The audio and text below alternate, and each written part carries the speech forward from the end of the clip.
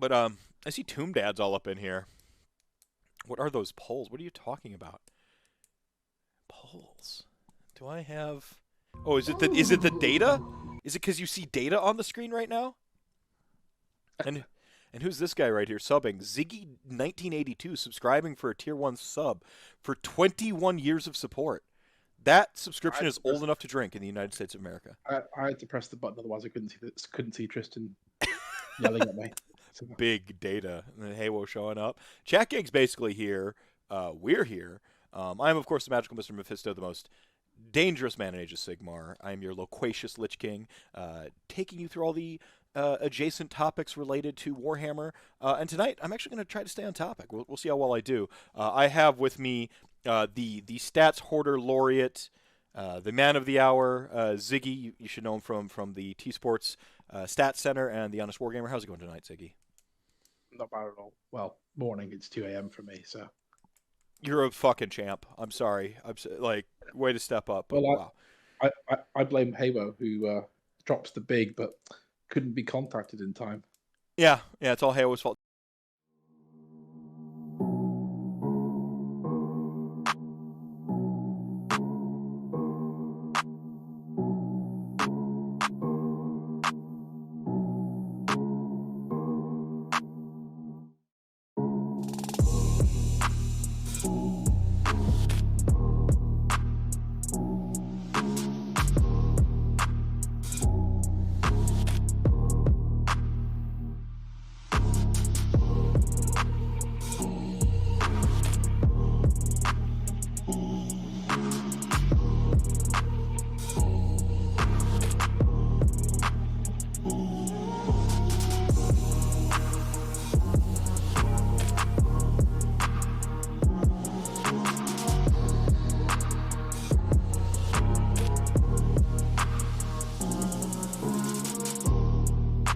To be fair, it is my fault.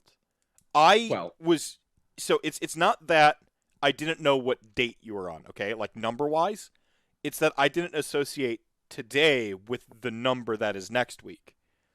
Like my brain's just like, "Oh yeah, of course it's the second week of April because April happened last week. The first was on what, Friday?" I'm like, "So yeah. April happened last week."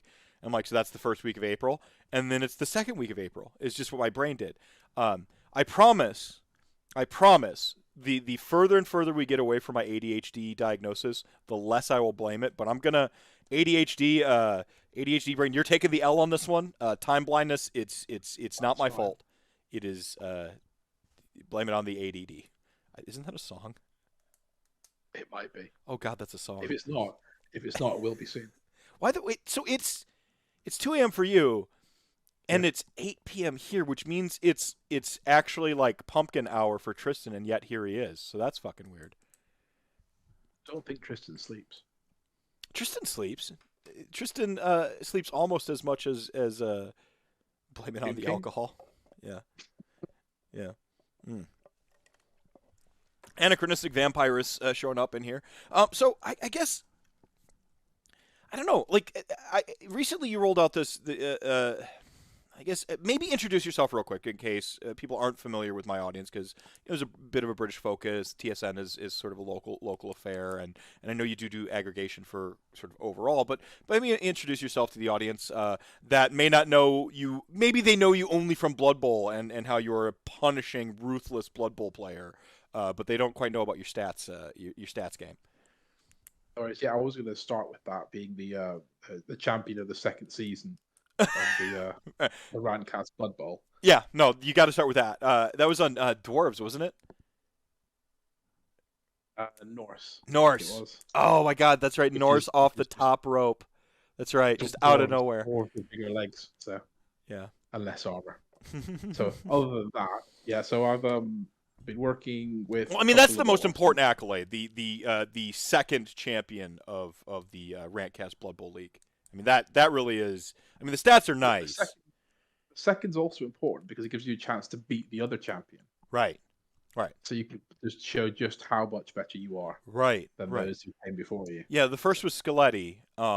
But like that, like he didn't go back to back like my Green Bay Packers, which really established them as the best team in the NFL forever. After that, like they're just beyond contestation. We'll just ignore this season and the failure to win with probably one of the best teams put together, and too soon. That's fine. To be fair, I can't. Okay, so I did recently sell out the proletariat. I became a capitalist pig, and I bought an NFL team. But I don't take the onus on that one. Other management had already sort of put that season into motion, but I can guarantee this season, as a Packers owner, that they will play football. It is my promise to the fans. Their football will be played under my ownership. Champ 2.0. But yeah, you rip the crown from Scaletti, which is almost better than winning the first one, I think. Exactly. Just, as I say, it proves you're just that one step above the previous champs. I love how many people are like, absolutely, they want to hear fucking Warhammer stats, and we just spent 20 minutes talking about Blood Bowl. They're just like, fucking Blood Bowl, who cares? We can go into Blood Bowl all night if you want to. That's fine by me. So why is Blood Bowl the actually the best Games Workshop IP? It's just a laugh. You're supposed to have fun. Other than you when you play and things don't go well. Salty Meph, and the rants, the salt comes flying out from the third one in a row, and your werewolf has just knocked himself out, and then you're like your white, which has broken his back because in the last day of the game when there was absolutely nothing on the line. Yeah, hey, Dreadfarv gave it his all, and Scarin Rogers was on fire. All right, that's Reggie Fright was my werewolf or something like that. Just all Packer puns. It was great. No, yeah. Let's not go into the two things on this planet that make me saltier than anything else. It's like I've taken really bad beats in Warhammer. I've taken some pretty bad beats in Magic the Gathering, but in Magic the Gathering, you have to have a certain type of like being a douchebag to begin with, like when you go into it, so that like you turn if you lose, you do so in such a manner that the other person doesn't feel good winning. So like it's it's a different type of salt. Like it's a different. That's like that really good like pink Himalayan salt in Magic the Gathering. Denial of joy. Yeah. The denial of joy is what you're aiming for. Yeah. You're like, oh, this is like a losing matchup for me, and they just like ripped the God Hand. I'm going to lose this, but I'm going to make sure they don't enjoy it. Like that's where you go. You just go to it. You go into like the Negaverse. You go into a different headspace. So like, I can't put Magic the Gathering saltiness in this category. That's why it's like it's mushroom. Magic the Gathering saltiness is mushroom, and we'll get back to talking about like the topic, which is the two saltiest places you'll ever find me is specifically online Blood Bowl. In person, it's not as bad, and League of Legends. I nothing will incite rage in me more, and it's not my opponent. It's not really like Nuffle, the dice god, right? In Blood Bowl, it's like it's this weird combination of like, yes, it's a competitive thing, so I'm trying to win, and then the XCOM pressure. If you take the XCOM pressure and you put it in a competitive game against another person who you're trying to be cordial with, but like the XCOM robot hates you, and you're like, fucking XCOM robot, and then like your salt leaks out at the person you're playing with because like they do something, and you're like, fuck, of course the fucking dice are good for you. I don't curse about dice, but you put like an XCOM like RNG on it, I'm just like, you will always fail that second going for it when it's you. Absolutely. And your opponent, and I know it's confirmation bias, but it just, you get locked in that headspace. And I would love to see the number seed, like where we like go in and data mine these games, and I would love to see the number seeds of games and see if they actually average out, because I guarantee they do not. Sure they do. I guarantee they do. It's really? It's just like confirmation bias. Like it always happens to you. Yeah. You only remember when it happens to you. You don't remember when you pass 6 rolls in a row. Really? You guarantee that you will remember it when you basically roll 3 ones. Yeah. And it's like you roll the 1 and you fail, you re-roll, you fail, you get an injury roll and it's 2 ones, and you go, well, there's nothing I could have done, and that makes it worse because you can see what the next rolls are, Right. and you can see that no matter what you did, you were screwed. Yeah. Nothing was fixing that, and then you just feel utterly horrendous because you're like, "Fuck you, game. That's on you. I made the right call. It's you. You're generating the bad dice for me." Right. Well, and there's and that's the thing is like is the best Blood Bowl players kind of know when to risk it, and otherwise you're trying to mitigate ever rolling dice at all, for the most part, or always rolling dice up if you can. And there's ways to mitigate, the decision making, and really, I think at a like sort of a novice level, that first tier, like you get mad at the dice, but then later on you get mad that you had to throw dice.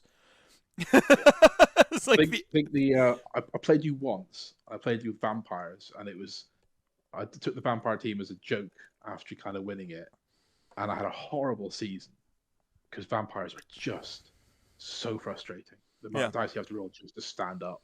And I played you, and all I remember is that everything worked. And I mean, because with vampires anyway, when you win because you've done some crazy shit. Yeah. And it was just working, and you were just sitting there seething, angrier and angrier.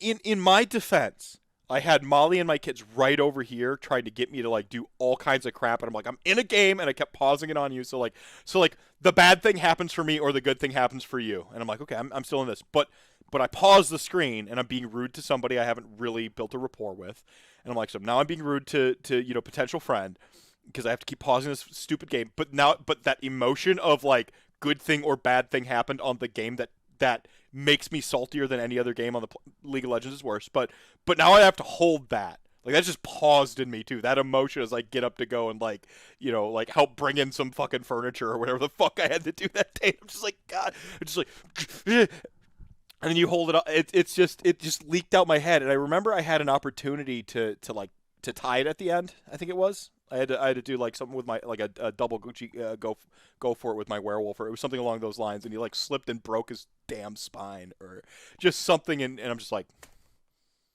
of course. Yeah, because that would be after the point where I did like 4 dodges, pick the ball up in tackle zones, managed to dodge through like at the last bit, make 2 GFIs and score. Yeah. And then you couldn't literally walk across the line. Yeah. Yeah. And then that's just everything goes then. That's it. Yeah. Hands up. Yep. Mic down. Yep. I'm just like, all right, like I'm sorry, I'm like being a dick right, but like I'm just, and trying to explain it and trying to like apologize. It just, but then also you're getting mad at the mechanics of the game. It's not the same thing as when like you throw actual dice. When you throw actual dice, it's like there's like an interactive aspect to it, right? Like I picked up the dice, I threw. What's that? You don't feel cheated. Right. Like I'm throwing it, it could be whatever it is. There's a feeling when it's a computer generating it. Yes. And it's already decided. It's already decided. Yeah. No, that's exactly it. It's the inevitability, that's it. right? It's just, this is, no matter what I did, this is what was going to happen, right? Like that's the thing. Because you feel like, and I think there's a huge component to this in tabletop games is like the illusion of agency. NPE we talk about in Warhammer Age of Sigmar often is generated from the illusion of agency being broken, right? Like you go, I have no agency here. I'm not interacting with my opponent. I can't kill them. The Petrifex Elite NPE comes from like, no matter what I throw at this thing, it won't die. So I don't have any meaningful interaction there because I can't kill the thing. So like, bloody blah. Like if the old sort of, I've got a million -1s to hit, like it doesn't matter what I roll, I can't hit. There's no, what am I supposed to do here? And it just kind of compiles, and right now it's Sentinels where I can't stash my units. They see everything on the table. They're just gonna mortal wound it down. Old Clown Car was similar. They're just gonna pop and drop something, and I can't stop this. And it's the fact that you know it going in, so you're already predisposed to feel that way. Yeah. So like, if you're gonna go up against Lumineth and you rely on 5 wound foot characters, you already go in there going, right, well, they're all dead, aren't they? It's not going to work. My combos are dead. Synergies are gone. And then that's even before you put it down. It's like, well, what am I going to do? Yeah. Dice haven't even been rolled yet. And you're already in that mindset of, well, they're fucked, aren't they? Yeah. Well, see, I think I think we accidentally got to a segue here. I think this is this sort of like infallibility of chance perceptions that we start to like intellectualize the game, and we start to forget that there's a chance there, and we start to do that. And when you walk up to the table and you think I've lost, like I've already halfway beat you. You know, I used to when I was playing Nagash, and I wasn't even playing like the like cookie cutter, like take you to Pound Town Legions of Nagash list. I was 100 skeletons in Nagash, right? Like it was just I like skeletons, I like Nagash, threw it together, and lo and behold, I end up in the Midwest tournament scene where they've just been terrorized by Detroit and Brendan Melnick for just one calendar year solid, right? Of like in 1.5 and then into the Legions of Nagash Battle Tome. Just come off the backs of like 2 big tournaments, like with Midwest Meltdown and some other stuff. And I walk into Dragonfall, about 50-person tournament, and I'm like, I've got my pie plate Nagash because I'm so happy. I'm so proud of Nagash. Like I'm like carrying it like a chef or like a server on my hand. I'm like, I'm about to serve you handed dust. I'm like a kid. I'm reverted. Because playing Nagash, that's right. I keep Clown Gash on my desk because every now and then I look at it, I just go hee hee hee, and I just giggle. That direct line through my cerebellum into my nostalgia, like memory banks where I keep my childhood happiness. That's what Nagash does. And when I was a kid, I didn't get to field Nagash. About the time I finished my Army book, Undead Army, my 4th edition Army book, 5th edition was out, but the Vampire Counts book wasn't out. Vampire Counts came out and just said, hey, half those minis you just bought? With a child's income of lawnmower money and trading literal basketball cards. Yeah, you're gonna have to go and like fucking throw some of that shit away and go get this stuff. And I'm like, well, what about Nagash? And they're like, yeah, he's not in the battle tome. He got killed by rats or some shit. I'm like, what? Like just that, like fucking 7th grade brain just. And so when I came back to AOS, I'm like, I finally. Haywo's in the chat. I had that brief moment where I was thinking about playing Skaven Scryer because when I was a teenager, I'd always kind of thought about playing Skaven as like my second army. So it's like I'm picking up where I left off in one of 2 places. I'm either picking up where I left off with Death, or I'm picking up where I left off with about to start my second army. The Siren's Call of Death was too great. I didn't play Scryer. I threw it on Death. And then the minute I made the decision, started collecting, got some models together, played like my first sort of like 3 games or whatever, with a all black primered army, right? As one does. Well, the fact that you had it black primed is one step above where I usually get to. Oh, which is half built in grey. Yeah, Empty Basis is my favorite personally. I still do it. Don't at me. I've actually advanced my Empty Basis game. I'll take pieces of paper now. Right on there. And I circle like the basis in a configuration, especially since coherency has changed.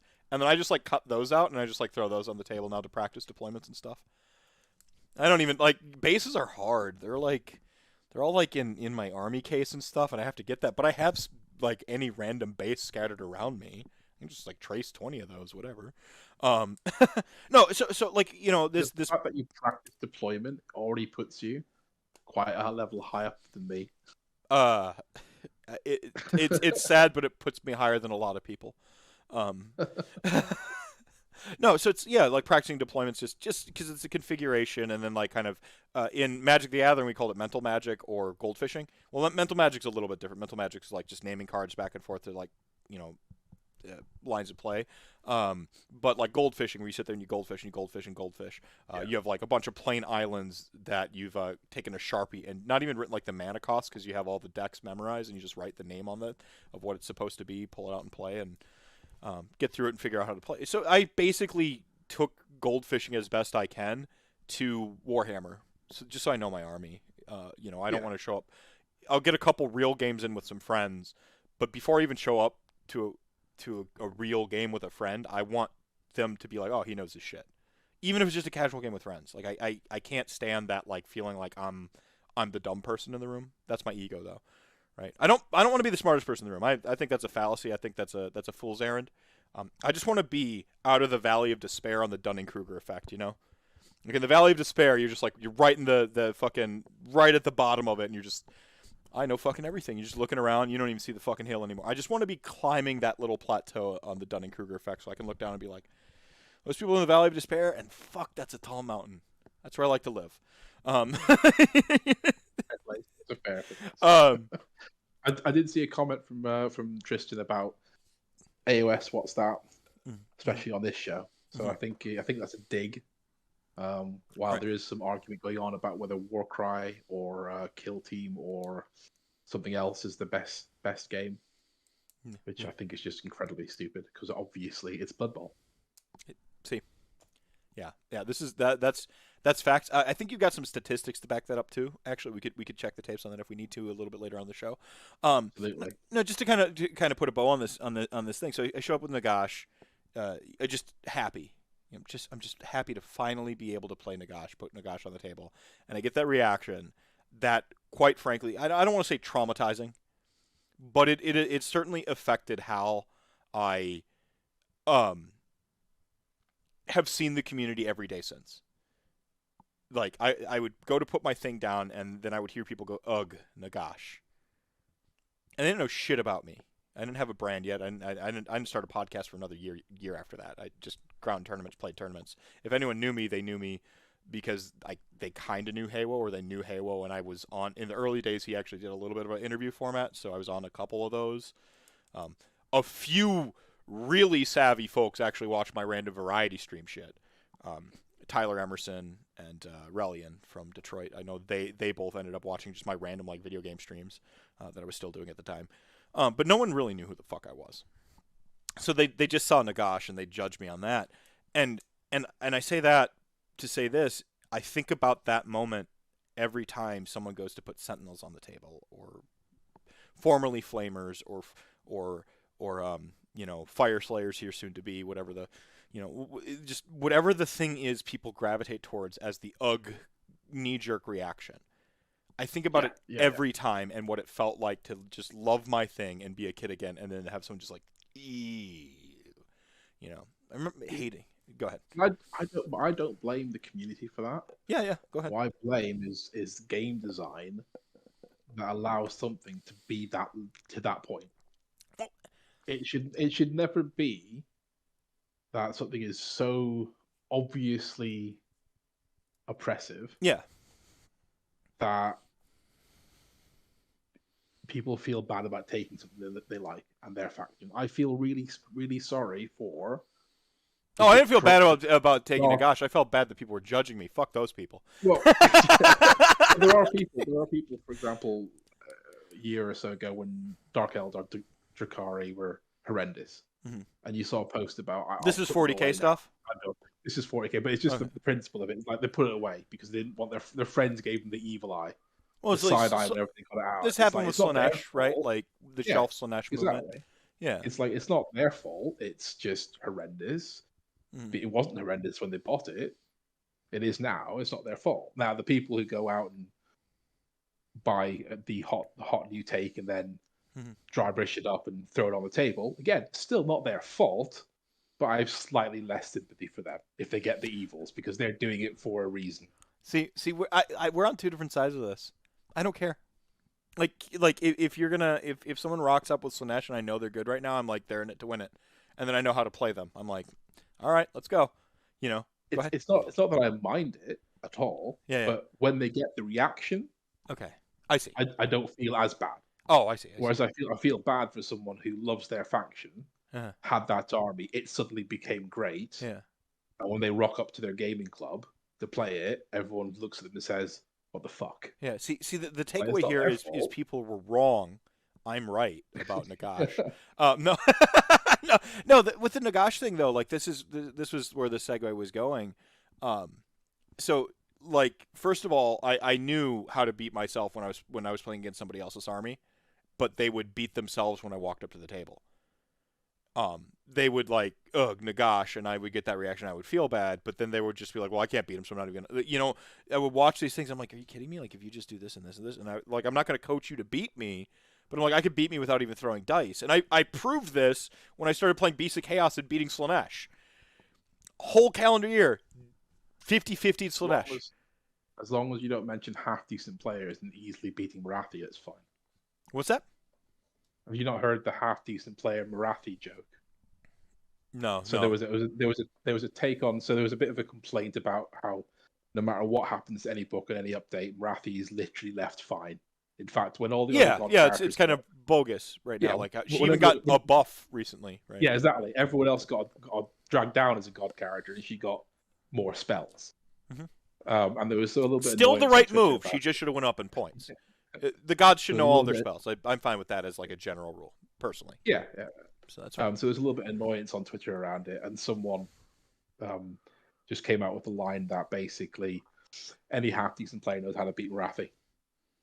It's easy, and everyone was like, yeah, Well, of course, just be a half decent player. Well, see, and here's where this was all going. Like, I knew I could beat Nagash. I knew I could, and I, money where my mouth is. I won a best death that year. I won a sportsmanship trophy too. That same year, I debuted my Nagash. That whole year, I was a grinder. I put up results. I showed up. I never had a losing record. Always 3-2 or 4-1. Like, the elusive 5-0. I haven't gotten one of those yet. They'll come with time if I feel like it. But I've switched out of that gear as I've settled into the game a little bit more. But that was also before I was part of the Midwest community. I'm gonna exactly say it, and I hope Tristan's still here. I hung out on the TGA forums. My community was, and I will name very specific individuals. It was Tomb King Tristan. It was LLV. It was Ian, and then a couple other individuals but it was those three because they're the ones that were the most prominent posters in specifically the death section. And I will never forget this conversation when Ian and I don't think he even remembers it, but that's fine. I have ADHD. I don't remember a lot of shit. I tell you, the longer I get away from the diagnosis, the more I will have coped and stop blaming the ADHD. Please just bear with me in my journey here, everybody. But I remember distinctly having a conversation where we were crunching numbers on whether Graveguard were better than skeletons. And so it was just pure math hammering it, right? Before either of us had deployed, I think we were both building some ghosts at about the same time. I already had my skeleton army built, and I'm lazy, so I don't want to build more shit. And I want the math to prove skeletons are better, right?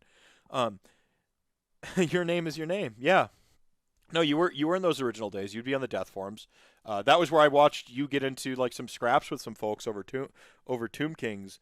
And because the Tomb King hate, I guess, was stuck there from the year just before I joined, because I got in on GHB 2017, sort of the second half of the year, right? October, November, December is when I sort of started collecting, started playing. I'd gotten in by the time December had rolled around. I had an army. I was grinding games with just basically Haywo, and that's also around the time I moved away from Milwaukee. So I moved away from and then Haywo moved a different direction. We just moved two different directions away from Milwaukee type thing. So I did what any self-respecting nerd does when you lose all your friends. I went to the internet. Why not? And I found the TGA Serves forums. us well. What was that?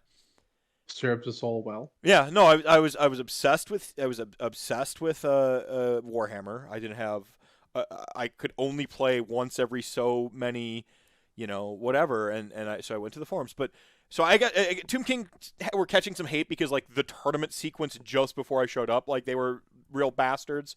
So there was a bunch of hate in the community, I guess, about Tomb Kings, and then they got legended, and then everyone was felt super vitriolic and fucking righteous. They're yeah, fuck your army, it's out of the game now. And just I just remember that scene, and I remember meeting Tristan around that time, just kind of in the fallout of that, and not understanding why everyone was so mean to Tomb Kings. I banter Ysetra sucks ass, Nagash best, that, sure. But I would be, and this is going to be relevant if I bring up Adepticon, I think. Yeah. I would be having a playful banter about Cetra versus Nagash without the context of that tournament year, the vitriol that was happening from people who felt, this army was unfair, and then the sheer self-righteousness when it was getting banned and stuff. They're not banned, but legended, and points had fucked around. I didn't see any Tomb King archers anywhere, type thing. It was just, and I remember, I'm sitting there joking with Tomb King's players because I'm just playing the Nagash Cetra thing because I don't I don't know about the tournament crap yet. I have an eye towards the tournament. I'm trying to make Adepticon that year, right? I've got my army, Black Primer. I'm practicing games. I'm like, February's Adepticon. That was the whole goal. Make Adepticon that year, which would have been 2018. And I missed it. But this revelation struck, and I think this is relevant to Adepticon, where you're playful, or you're throwing in on like an actual critique or something like that. But that vitriolic element, that noise, where people see an opportunity to be self-righteous and be a dick about something, that happens too easily in this community. People will seize an opportunity to pile on. And it was around that time that I'm like, I don't need to be a dick right now. And that was a valuable lesson, which is why I was really awesome when Adepticon happened, because I decided I didn't need to be a dick right now. I'm being a dick right now, a week later. But at the time, I'm like, I don't need to be a dick right now.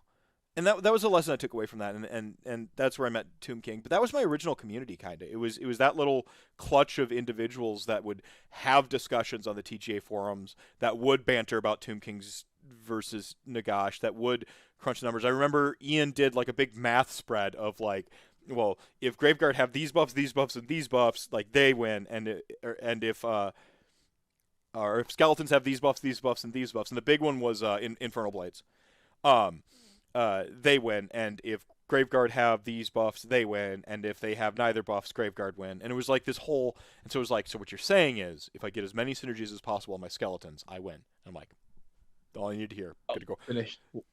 Why anything else? Yeah. What? Yeah. Well, why need anything else? Right. Well, and that's where my brain went. There's hope. What they're telling you is there's hope. But that's what my brain wanted. My brain was just like, I'm just looking for a way skeletons are better type thing. And I remember those discussions. And that was when LLV was sort of like starting to talk about, like, we were talking about stats and data. And I came over from Magic the Gathering and League of Legends and you know, tier lists weren't new to me. Knowing what fighter in the FGC scene was the most overtuned character currently. Like, that shit was my jam. I love that stuff. I still love that stuff. Like, I'm fucking junkie for it. I love that stuff. And I remember that was right around the time LLV started to try to like compile stats. Yeah. It was right around there, and I went to Dragonfall because I missed Adepticon, and you know I was still relatively active on the TGA forums and all the way up until about Dragonfall, and then kind of into the winter. By that time, I had been to enough tournaments to where like instead of going to TGA, I was to Twitter instead because I'd kind of found the community. Yeah.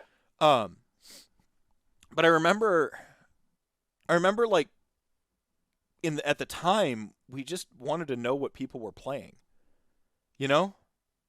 Yeah, just what's out there, what's going on, what's happening at events. Yeah.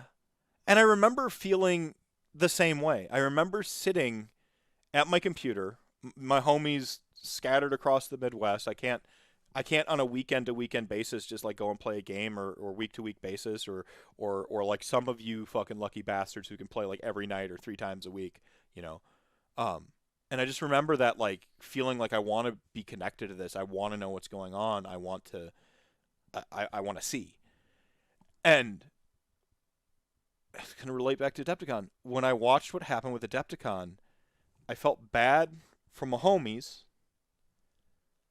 but I also understood people feeling left out, you know, like in a very palpable sense. And so trying to hold the line this last week between, honestly, I have friends all over this community, you know, trying to hold the line, like, between all these competing, I mean, let's call them what they are, they're cliques. Like, they're fucking cliques. Like, people will try to say that they're community to give it some sort of, like, well, everyone has their little micro community. I'm like, no, you have a fucking clique. Like, community cares about mutual aid and understands that there's a broader picture. A clique doesn't give a fuck. There's a difference there, and I think people need to be mindful of the difference. Communities have, like, you know, like they care about a broader health, you know, through their grassroots, through what they can control, and then to help push that upward. You know, it's the opposite of something that might trickle down. It's more like healthy growth upward. You know, the community base, the thing you wouldn't be surprised to hear a fucking dirty leftist talk about a lot. I view it the same way in the game too. I'm internally consistent on this. I might be wrong. Could be wrong. but I'm at least internally consistent. On No, this. I think Go ahead. it's a It's been a lot of community me growth talking. is no, that's fine. Community growth is an important aspect. I think, especially of Games Workshop games. Like I always look back at the fact that Blood Bowl, from Games Workshop's point of view, for example, didn't exist. Yet it was kept completely alive and massive in its own community with its own living rule book. Everything was looked after. To the point that you got a game. A computer game was made out of it when Games Workshop still really weren't that interested in it. It was an amazing achievement for a community to keep a game running like that. Yeah. And when Age of Sigmar came along, points, no points, scream wow on your table, have a mustache, wear a funny hat, get more points. None of that kind of. It was great fun if you were just having a mess about, but it didn't really. When you go from Fantasy Battle, which was incredibly regimented, heavy with rules, very dense amongst of, a system of various dense games, right? Like there was a lot. Like, go ahead. Sorry. A lot of deep lore and quite. Even though from Games Workshop's point of view, the community was dying away, the game was losing its luster. I'm not saying that the hardcore wasn't there, but as a wider aspect, I can see why Games Workshop did what they did. Well, this is hard pills to swallow. Comic meme thing.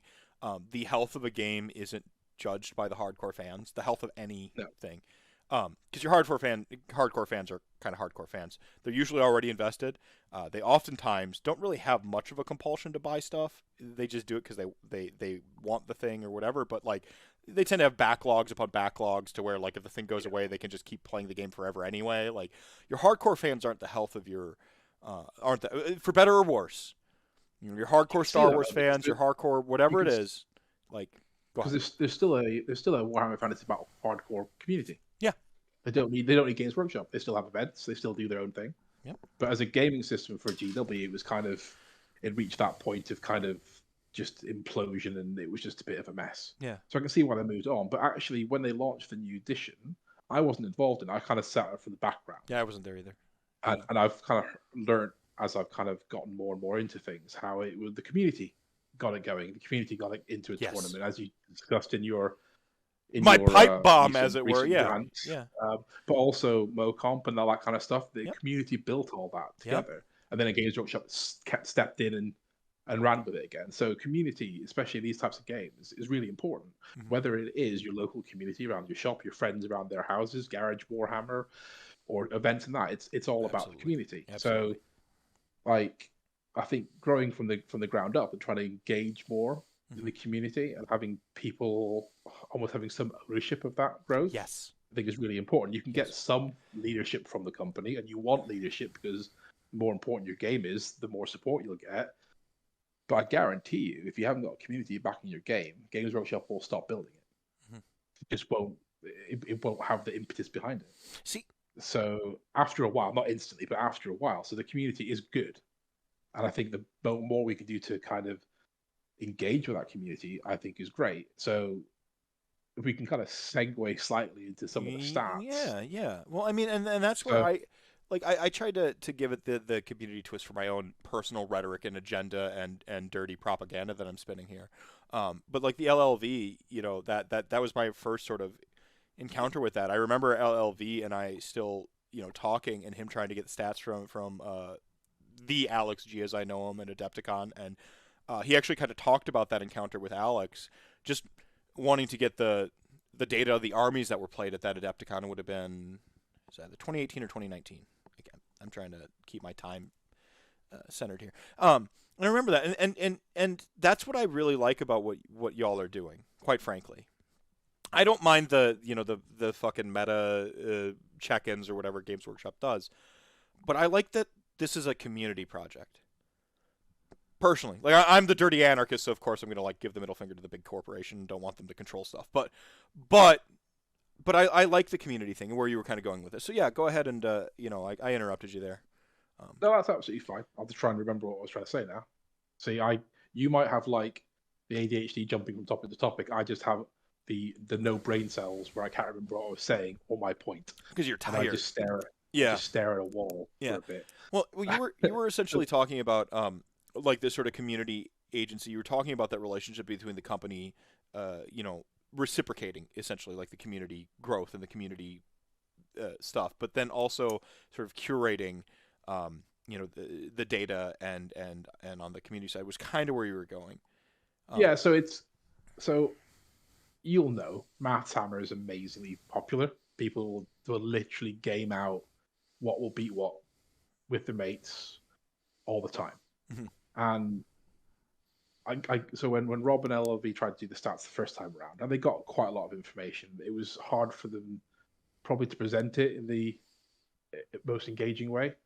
The work they did was amazing, and they probably have had more data than we've got now because LLV did so much background work to get It all was that information. it was such a micromanaged task. Like LLV was messaging, and I just remember in those days it was messaging every single TO every single time. Like, you know, this sort of like you know, the monolith that Best Coast Pairings and TTTO are becoming. Were not established. You know, a lot of people still using WarScore. A lot of people still using Excel spreadsheets, and you know, like it was he had to like hound people for this info, and and I happen to know that LLV can be very singular minded in tasks in this regard, and so he just pounded the literal pavement. Hammered away. Yeah. So go ahead. So so what Rob wanted to do was start that up again, but have a bit more of a front end to it if possible. So in my when you say front end, when you say front end, can you explain that for me? What do you mean by front end? So basically the dashboards we've got. So on the website, those dashboards are interactive to let you cut and change and see different things and all that kind of stuff. So it's not just an Excel spreadsheet where you can see lots of numbers. We try to make it graphical, to some point engaging, so people can look through it and see all the different things they want. And that's kind of what I do for a living. So I work in market research, data analytics, and that kind of stuff. And presentations is quite a big thing that I end up doing. And I use this dashboard program in my day-to-day life. So it was kind of like, can I take AOS stuff and merge it with my own like day job and put something out there that's presentable? So the first thing was trying to figure out, one, how to gather the data. So I think we had a conversation about this a bit earlier. I don't know the ins and outs of how LLV and Rob are doing it the first time around, but everything that we do now is built from a match by match basis upwards. So even the stuff you see is all the overall meta for the game by faction. That's literally built up by player A with faction B plays player C with faction D in round one. So, and the next thing is player A. It literally is that line by line of each match taking place. Yeah, and then you're essentially building a mesh ground up instead of going, this is how many, you know, like 100 people played this army and kind of zoom out. You're going like, you're sort of building this like almost like this web and building it intricately upward, right? So, yeah. So if you start, so you look at from what's the most granular level you want to look at. And we couldn't get down to lists because for all that Warhammer Rob spends hours and hours and hours grabbing data for us at the moment. If I told him that I also want him to list out which units are in those lists as well, I think he might hunt me down and kill me. So we kind of settled on what's the kind of the lowest level we wanted to go to, and that would be progress through an event by sub-faction. So like a lowest common denominator, right? You're essentially solving for 0. Where do we start this at? Right? Yeah, like and so if that's like faction and sub-faction view, journey through event, what battalions they use, the grand strategies they use, how many drops they've got, whether they get first choice in like on that turn one, depending on their drops. We kind of settled that as the kind of base level. Because beyond that, you literally are going into lists, into which units they're taking. And that's just one step too far. So we start at that point, and then it's how do we then get all that information? So whereas like other sites might just go, what are the placings, or this faction finished 4-1, and that's it.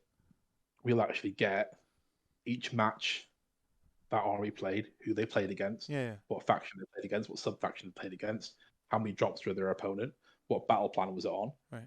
And then you literally do that. So in a 50-person event, that's 250 matches that you're going to get 500 results from for factions. Yeah. and then you literally just record those and build it all And up. you parse it So out. Yeah. yeah. So the struggle was, how do you get from Excel, BCP, tabletop TO in formats that aren't meant to be used from a data point of view? You can get exports. So we've spoken briefly with BCP. Garrett, have you About talked certain to Garrett? He's really good people. He really knows his I shit don't too. think it was Garrett directly. I think it was someone working with Okay. Garrett. I think we were looking at would do CSV outputs work, but they don't carry the information we needed in the format we needed because we were looking for more data around the list. So we'd end up doing the same thing, having to open the lists up just to get so. Is So there we literally is there some open every Sorry, list. go ahead. Yeah. We open every list. So none of the systems will give you accurately faction, sub-faction, battalions, grand strategy, and drops. Yeah.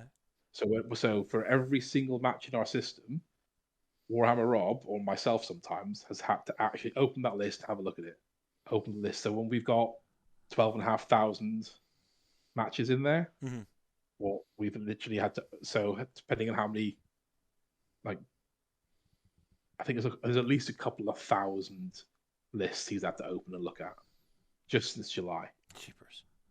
To get the information. That's so so much. That's so much. That's so much work. That's so much there's so much human hours put into it.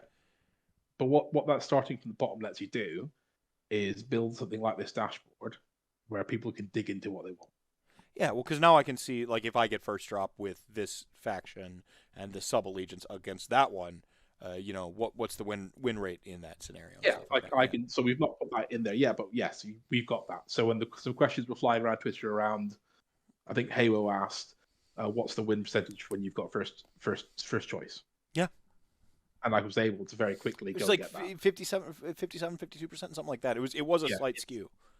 It's a slight skew, yes, for that. And then when someone else was asking what percentage of factions have a one drop or a battle regiment in it, we can tell you that. I can even tell you by sub faction. I can tell you by where that army finished. So how many percent of 5-0s in this faction have a battle regiment? I can get that. So you can get really granular, but you can also just start at the top. So it really depends on how deep people want to go. And I think for me... So what you're saying is you're Morpheus, and you're building the Matrix, or guiding us through the Matrix.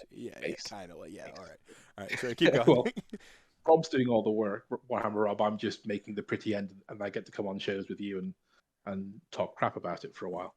Well, Warhammer Rob could come party. I'm afraid I'm ashamed I didn't ask as well. Booking multi-guests, so booking international guests is like one barrier, and I'm like, I have to book 2 international guests. My brain doesn't even compute it like you might be in the same time zone. It just goes 2 international guests. Now I have to accommodate 2 bizarro skits, and I'm just like, nope, can't. I did that once where like I had like an Australian guest and I had like a German guest, and I'm just like, like I found the exact, it's like the in Star Wars, use the Force, Luke, and he has the one area he can shoot and blow up the whole reactor or whatever. It was like that for scheduling multiple international guests. I'm like, my brain just checked out. No, so you do a little bit more of the build, and Warhammer Rob does the sort of the actual data gathering, and do you share on the load of entry, or how's that go? So if it's a really heavy weekend, we'll both try to get some of the results gathered. But generally, Warhammer Rob's amazingly fast at this. He's kind of done so many of them now. He just kind of, I'm sure he's got a process or something like that. Yeah, right? there's an Excel spreadsheet that I built, which basically takes the tournament information, the player information, and the round by round information, and you fill it in that, and it pumps out in some hidden sheets the stuff I need to put into the database. So every tournament gets one of those sheets and it gets filled in. Now, there's other things that let you convert from taking a copy and paste from BCP, for example, sticking in Excel, and we've got sheets that then convert that all up to the format we need. So there's a lot of just too many hours work for that kind of stuff, considering this is all just for fun and on the side. But we don't mind that. So he does all of that. I'll help support in that where possible, and then I just kind of take the outputs and input them into this dashboard. We try to update every week just to kind of give. From the previous weekend, we try to at least get out somewhere in the middle of the week the updated stats people to look at. Do you and Warhammer Rob have like a Ko-fi or a Patreon where we can just throw money specifically at y'all for this? Because you're putting in a lot of. I think Rob's got a Kofi. I've not got one yet. We are thinking about something like that, just to kind of, if anyone wants to buy us a coffee, then Yeah, we don't have to we'll like be like say no. turbo shills here like I am with my merch and all my shit. But I do believe in the community. In fact, I have a lot of thoughts on Games Workshop getting a hold of this type of data and stuff like that because they have their own data farming methods and so on and so forth. But it, I just kind of reset it here. So you've got a pretty Very granular. First off, get a Kofi. I want to throw money at you. I want to be able to like link it in the thing, and people can buy you I guess a tea over there, right? You pour the milk in, you boil the milk, then you just a beer will do. Beer will do. Yeah, sure. We need to throw some money at you. Pay people for what they're worth. Pay people what they're worth. Pay them for their labor. This is that crunching numbers makes my head spin. I love data. I love numbers, but to actually have to focus on them and input them into a thing. It's got to be grueling. Or is it because it's work? It's just like, like you're able to shrug it off and keep doing it. Actually learned things doing this that have helped me in my real work. The work that pays the bills, as I like to call it, because they're both work. Yeah, exactly. Because you got, with this stuff, you've got the opportunity to try different things out. Yeah. How do I get this to work? How do I get that? So, like, for example... Oh, right, because if you break this, who gives a shit? A bunch of nerds are mad. Exactly. Exactly. The player rankings, to actually get the rankings to be, like, to vary. So if I could change from different country to different faction, it would then re-rank everyone. Mm-hmm. That's a couple of different equations. Yeah. Now, I can break this, it's fine. If I try to rank the stores by the metric that I measure at work and I fuck it up, and the data breaks, I kind of in trouble, or I'm not going to hit the deadline for the report. So don't tell Rob, but if I break this, a few nerds start suddenly playing, Beasts of Chaos, Gave Spawn again or something like that. Everyone thinks Gits is great. Yeah, everyone thinks Gits is great suddenly. They're just, all right.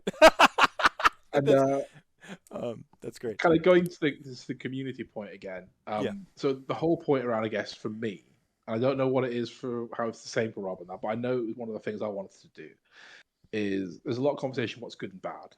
And I guess from the kind of person I am, I'd like to have that backed up. And it's nice to have it backed up to a degree. Right. It gives some clarity to the conversations that are taking place. Absolutely. Rather than just, I think, you can say, and I'm not saying quoting the exact number, because we've got to always understand this is a sample base. We're getting as many of the GTs as we can, 2 days, 2K events. We don't get the 1 days because we just haven't got the time.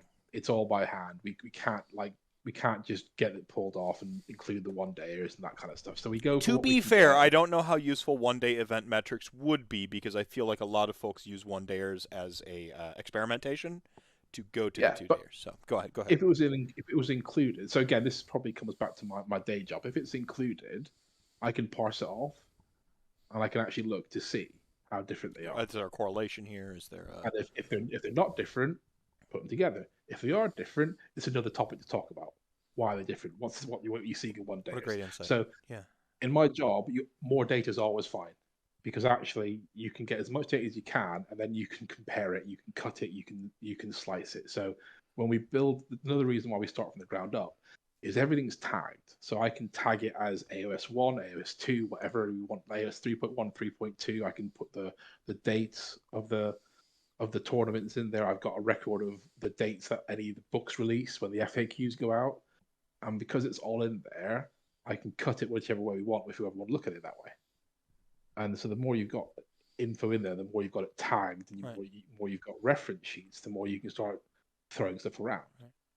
Now, I learned that from my day job, and actually it's what makes this stuff really interesting, because I can tell you how the meta shifted from July through to December, and then December through to now. Right. Or I can tell you how it shifted by the book releases. Right. For example, even though Stormcast came out at the same time as Ironjaws, Stormcast didn't go big until after January. So there was a gap, whereas Ironjaws went big straight away. Well, because everyone and then tailed off. Yeah, everyone. Yeah, and then it tailed off. Stormcast didn't go big until after January, probably because of the painting requirements. The build. Yep. people were buying dragons for Christmas, all that kind of stuff, and then they hit in January. That's a delay, and so it's interesting to see a book that has a delayed impact versus a book that has a direct impact instantaneously. Yeah. And by having everything tagged, you can actually look at that. Now that's quite sad because it's very statty, but actually it's quite an interesting thing to look at. Right. Well, go ahead. And I keep trying to get back to the community point because it's really important. It's that conversation. It allows people to see what's going on and have an actual, everyone's can talk from the same point of view. And it's not just to the competitive players. And I think this is a point that Rob, Honest Wargamer Rob tries to say in his channel when we talk about it. It's not just competitive players. As the Goonhammer article stated, competitive players are a really small part of the entire community. Tiny bit. Yeah. It's bigger people who watch competitive play and talk about it, but the rest of it's massive. I think we want to get to a point where if someone's starting out in the hobby, there's a reference somewhere for them to understand what's good and bad. And that's not saying you shouldn't buy a bad army. It's just having the expectations set correctly. Expectations is everything.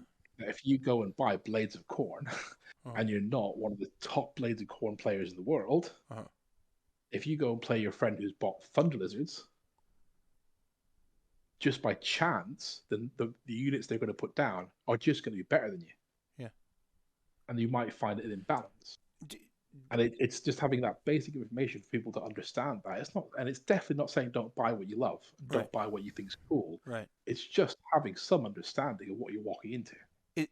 I mean, like you said kind of at the beginning, more information is always better. We used to have these debates about which army's good, which army's bad, and people just pull shit out their ass. There was nothing to base it on, right? It was just, I feel like this is best, and like in my local meta, this player is the best, and so they win all the games, and you're like, that army's dog shit. Like, I go to tournaments every year, and it's probably the player, bro. Learn how to beat them. You know, like, and we would just have these conversations like that, and people were just pulling shit out their ass. Now, I don't think I think data tends to be reflective, not prescriptive. Does that make sense? Like, I don't want to go to the point where I'm quoting Mark Twain here, where I say there's lies, damn lies, and statistics, because you can usually, you can find an angle to cite a statistic or something along those lines to kind of support your argument, depending on how you approach it. You can omit certain factors. I don't. Absolutely. I'm not trying to say that, but I wonder if there's like a. No. I will for you. This data is not the answer to everything. There are 1,000 variables in a game of Warhammer beyond the army units you put on the table. There's player skill, there's understanding, experience, there's dice rolls, there's battle plans, there's terrain, just everything. Whether you had a cold that day or not, right? Like, shit we absolutely. can't. Yeah. I think so. When we first started, I think this is also some of the kickback Rob eventually got with LLV as well. I'm only going off what I would assume happened. Don't know exactly in it. I have some insights into that, but go on. We got it a couple of times when we started launching this stuff. Oh, it's not right. There's too many variables. You can't do this, that, and the other. And there was actually a bit of a Twitter thing around it as well. And that's why on that page you're looking at there on the screen, I put a disclaimer on there instantly before I put any of this up, because I do it in my job. I understand what margins of errors are and what kind of outside variables are. Or there can be outliers, like where there's like something you haven't accounted for, and you're like, go ahead. Yeah. So that disclaimer's in there because actually this is supposed to be taken as a guide. It's a compass. And it points north, but you don't necessarily, it doesn't necessarily point east, west, or south, right? Yeah. Over time, trends occur. So over 25,000 faction results, right? So the entirety of AOS 3 that we've currently got, there are 5 factions doing very well. And actually, if you think about them, you wouldn't be surprised about that. Sons of Behemoth were amazing to do during the beginning of the meta. Legion of the First Prince, if played well with a very small player base, is incredibly good as a control army. Lumineth are just good. I don't care about the price going up on Sentinels. They're still a good army. They were being used less, and some of the top players have moved away from them because they're a little bit harder to use now. That's all. But they're still a very good army. Daughters of Cain are just Daughters of Cain. They're always going to be they're the fulcrum. They're just right. Like, you've got this like teeter-totter that every army is on, and like some of them like slide to one side and back and forth, but the fulcrum at the center is Daughters of Cain. And the community, I'm sorry, I know there's some hot takes out there, but you just need to accept it and kind of like, there's that like. At some point in time, do you expect reality change or do you accept reality? And if Daughters of Cain have just for 6 years, going on 6 years, I don't know where the official marker is, like July, right? For fucking 6 years have been good. Guess what? It's the exception if they're not good. The rule is they're good, so get used to it. So. But then you've got Seraphon, who were always solid, but then about 2 or 3 months into the meta, everyone suddenly cottoned on to Thunder Lizards and moved away from the teleporting summoning version. And suddenly it was like, oh, well, so this meta is designed around burst damage because we have to deal with Sons of Behemoth. So everyone's going for high burst damage, high output aggression. Thunder Lizards take a damage away. They hang around. Mm-hmm. They've still got magic, and they've got some ranged output. And suddenly, you can see the shift. And then suddenly, everyone was crying and screaming over Stormcast since January, and just riding along right beneath them, still racking up all the 4-1s and all the really good performances with Seraphon, who hadn't moved, who were just sitting there, nodding away, laughing, having their best life, just taking those results in. I think this is a little bit before you came on, but I was always fascinated because this happened with Petrifex Elite and Fire Slayers specifically. And the only reason I was aware of it because Axolotl, aka Zerg, and a couple other German players who are like top. They're like the top German players, top ITC like German players in there. We're talking about like Fire Slayers in Germany and like how much they hated them and like kind of sharing like screenshots of like the German ITC app and stuff like that. And like Fire Slayers were sitting at like a 63 or like 70% win, just absurd. And even the global stats at the time, I think that might have still been LOV's reign, had them like 5-6 percentage points above Petrifex Elite. And I'm like, they're winning the exact same way except they also have a teleport. And like I just remember the outrage was 100% on Petrifex Elite. And like Mortis Praetorians also could like outpunch them effectively because they got the +1 save as well, and could do a little bit more damage on the table. But no one was talking. Well, Rend is a factor, and Rend goes up or down depending on the army you're facing. Right, Rend is on average better, but in the aggregate with the re-rolling hits and stuff like that, and the bonus damage on your catapults, Mortis Praetorians could outpace them in damage in scenarios. So it was like a tit for tat, a meaningful choice, as it should be, right? Like that's the good stuff. Yeah. We like that. But like all the screaming and the rage was on Petrifex Elite. Nobody was looking at Fire Slayers, and I understand nobody was playing Fire Slayers. I believe there's this migrating 8% of Death players that just rotate around whatever's good in Death at any given time. And you could probably back me up on this.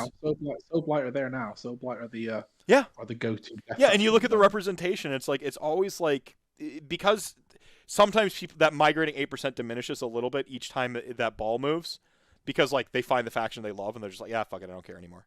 You know, and they like, I'm not buying my 5th Death army now. I've sold Night Haunt once, okay? Like Night Haunt's gonna come out. They might actually be good. Fuck, I'm not buying Night Haunt for the 3rd time. You know, and just like so they're like, fuck it, I'll stay on Soulblight Gravelords. But I had this like hypothesis that there was just this migrating 8%. It was something I noticed when I saw the overinflated stats on Legions of Nagash. And then Fire Slayers came out, and I watched the number of representation in the tournaments. Just kind of like that number, just like it's like an old cartoon where like the bad guy runs in one door, and the Scooby-Doo runs out the other door, and the bad guy, and they just keep.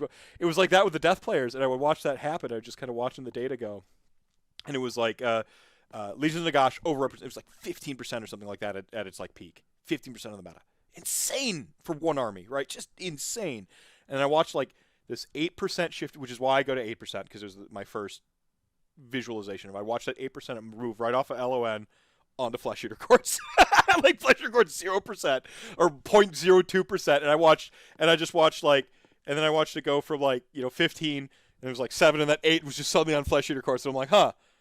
And then like it happened again with what was the one after that? It was Ossiarch Bone Reapers. I'm like, Ossiarch Bone Reapers jumps up to 10%, and I'm like, well, 2% inflation on account of new players. And then you watch that like the numbers shrunk from both Flesh Eater Courts and around, yeah. And it just like, and I've watched this rotation. And so Soulblight Gravelords caught it. That 8%, I just call it the 8% in capital letters. So I watched that 8% just like all the way over to Soulblight Gravelords, and it just keeps going. It's so fucking funny. But it was but anyway, so I understand high representation of Ossiarch Bone Reapers was part of the reason why they were catching so much heat. and I find it utterly fascinating the armies we will fixate on that are the worst army to play against, or the best army, or like fuck this army, or this army's OP. And there will be some incongruency between what your numbers show and what the community latches onto. Like you said, like Seraphon just like fucking, they just keep going, like plink, plink, plink, plink, plink. Oh, absolutely, just having the best life. And it's interesting. It kind of, so before I got into it, I missed the mega death armies of like just 70% win rates and all that kind of stuff. I joined into this entire community maybe 2 years ago. When like COVID hit, I couldn't play with my mates around at their house and that kind of stuff. I think I started watching Rob's show, I watched your show a bit, and then I kind of got onto Twitter and I started to kind of see what was going on around there. I've got banned continuously by Tomb King Tristan in chats for saying Tomb Kings deserve to be legends and that kind of stuff. When I still so the more content I made, the less I hung around other communities, right? But there was a period in time where I was still like making content, but also visiting other communities. Every time I showed up in Warhammer, Honest Wargamer stream, Tomb King would just like, it was like a ritual. Like every time, like I would just get banned for like 15 seconds, or it was just like I wouldn't say anything. I would just show up and like I'd say like, oh hey, what's up, fam, and then just bam. We just shouldn't give that man power. No, this is he is a proof in what is it called? Proof of premise. Tomb King Tristan is proof of premise for why anarchism is correct. No unjust hierarchy, because no matter how good of a person you are, hierarchy and power sort of like self-insulates and will inevitably lead to corruption. So we need to strip away as much hierarchy and power as we can and dilute it amongst as many people as we can. In other words, Tristan should just never have power. I don't understand why they let him on a podcast party at the All Points. That's just it's a horrible decision. He just timed me out.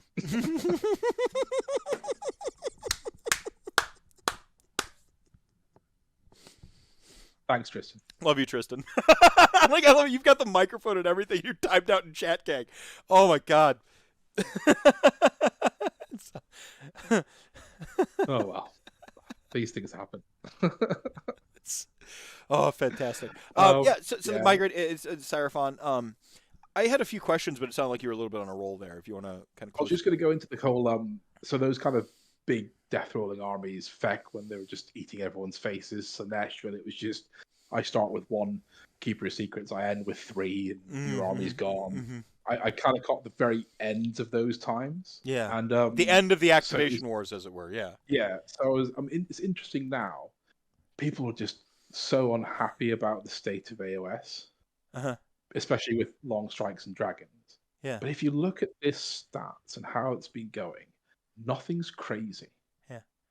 So the problem to me actually isn't so much that the armies are crazy at the top, because actually they seem to be cannibalizing each other. There's always the counter. There's natural predators. We called it in Magic the Gathering. Like you might have like the best deck, the deck to beat, but if you run into your natural predator or the silver bullet, and there was enough in a healthy meta, there's enough silver bullets rolling around to where like someone's carrying your L. Someone's carrying that L, and you're either going to dodge it or you're going to hold that, and there's nothing you can do about it, right? So continue. Sorry. So to me, the conversation should be around those bottom armies, because the ones that really are suffering.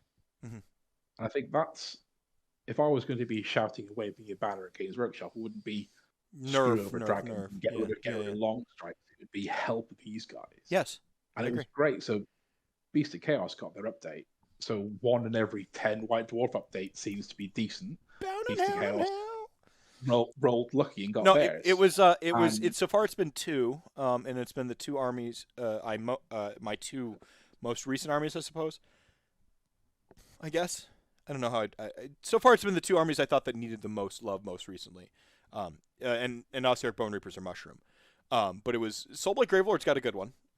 Nothing can save them for like having one bad lore, but like overall the book is healthy. They just needed a little bit of nudge to stay relevant for the rest of 3.0, right? Like that's all they needed, just a little touch. They are nice in their army. They're kind of not too good, not fat middle, right where I want to be. Where if I've got a little bit of luck, a little bit of gas, I'm in contention for best death. Nobody's headhunting me. I don't want to be. I don't want somebody silver bowling my army. I want to be in every game. I want to make decisions. And like if I run hot, if I make good decisions, I can be in contention for best death. Not going to be in contention to win the tournament because then I got to be on the gas, and I don't want to be on the gas. I don't want to play that hard. But I like to settle right in there. That's personally where I like. Yeah, to they've got a nice breadth of their book. They perform well. They can rack in the 4-1s. There's an occasional 5-0. Great range of There's models. also occasional bad results. Great models. So they're a really nice book. And yeah, just to keep them relevant for the rest of the edition's quite important. Beastie Car's got a nice buff, and you can see it in their results. Perfect buff. They're ticking back into the middle now.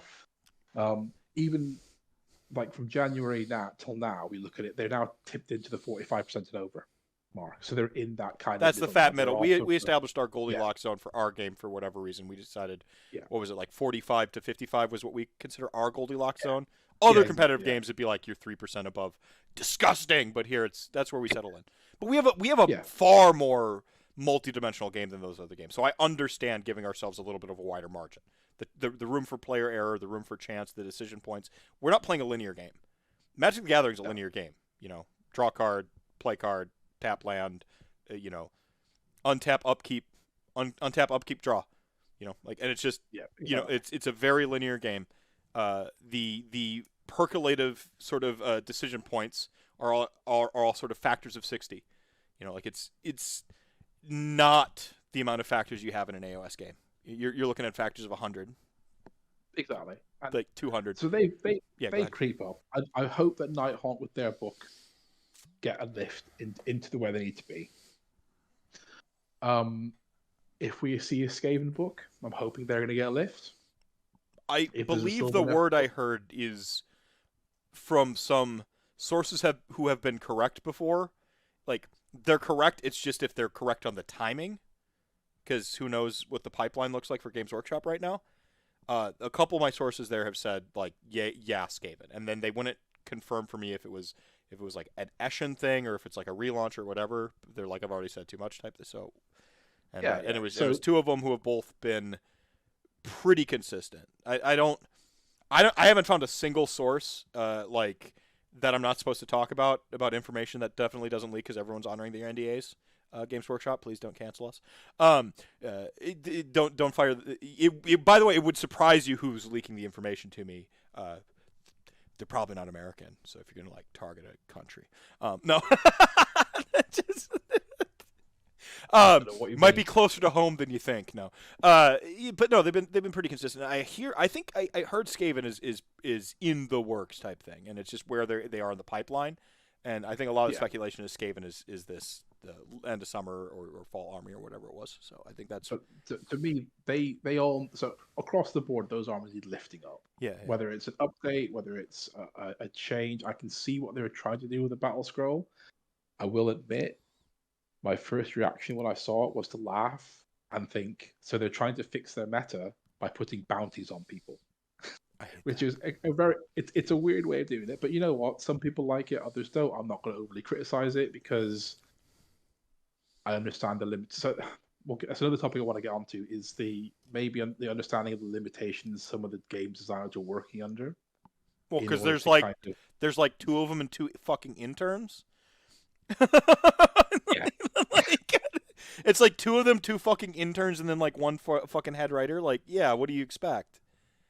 So I can see why they decided to try this out. I don't think it'll really have that much of an impact. I think there's occasional edge cases where an underperforming army gets a good matchup against some prime targets and manages to click over a couple of extra points on the right battle plan where actually you're already that close. Because there are some battle plans where if you win, it's a blowout. And there's other battle plans where naturally you're going to see close games. So I think that also plays into it.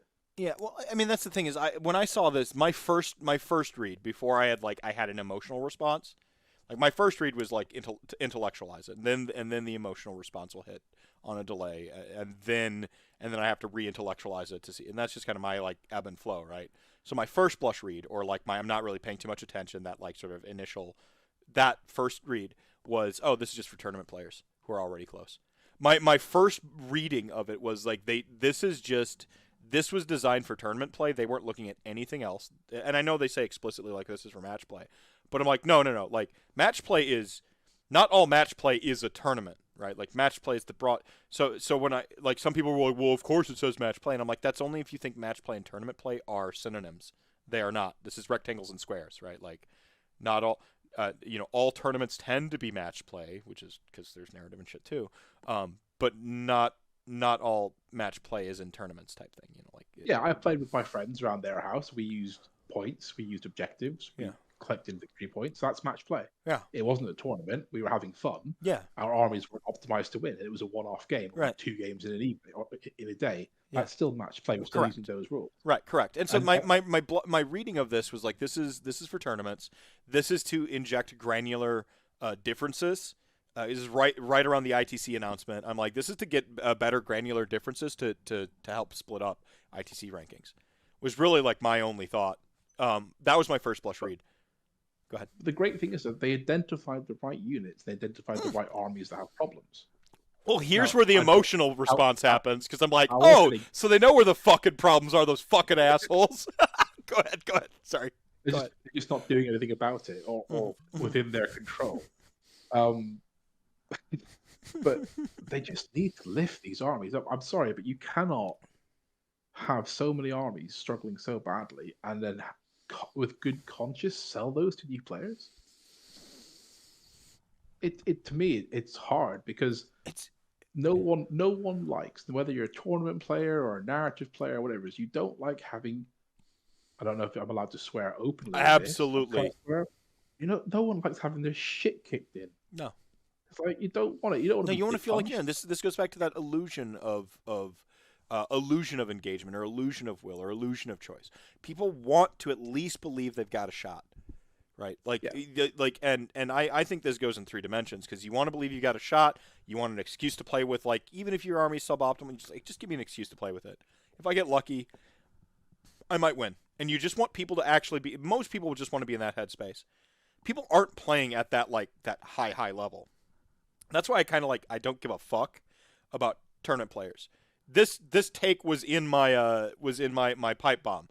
I'm like, I don't give a fuck about like the tournament players and like the that only care about 5-0 wins. They're gonna look at the 5-0 win. They know, like they got it. Message received. Like they'll take care of themselves, and that it might be a little like overcompensatory in my part. But the competitive players tend to take care of themselves. They're seeing the game in a little bit different light. They're bringing heat that nobody's thinking of yet. They're if the win rate says this is a 60% win rate army and they're thinking about the meta, they're like, okay, well, but they gave us the tournament pack ahead of time. I'm gonna show up with all fucking crypt horrors out of nowhere, and my name has been Bill Susan. I'm just gonna beat anybody anyway. What? Like they're on a different level. I'm not on that level. He's on his. Well, he's on his own separate level above, like, because there's like A tier player. There's like you've got your B tier player. B and C is where like most folks want to be, right? Like there's I want to drink beer, have some pretzels, game. Like if I have a natural aptitude, I land on a B.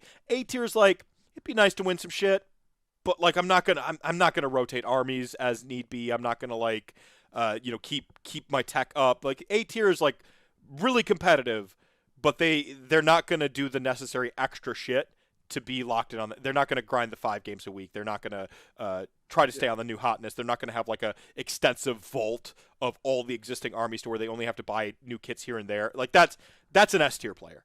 A tier players are like happy with like having like three armies or whatever, optimizing the fuck out of them, but really not doing the extra steps. That's S tier. And then there's Bill Souza, and that the dude is like, actually, I'm just going to take regular ass fleshier courts that suck right now and just like inject some new tech into them, or not even new tech, just something people haven't seen in a while, and beat them with it. Yeah. All right, man. But yeah, so competitive players the S tier, the Bill Souza level, even the A tier, they'll all kind of sort it out. This goes all the way back to like the health of your game. Isn't the elites? Isn't the hardcore? If you want to take hardcore, I don't mean hardcore only means competitive. Your hardcore fan is the person who buys every single Black Library novel, no matter what. Every release comes out, they're buying every White Dwarf. They still have a White Dwarf. Like your hardcore fandom is not the same thing as your tournament or your competitive player fandom. But I guarantee you, if GW broke out their revenue, tournament gamers and competitive players are a tiny section of it. Mm-hmm.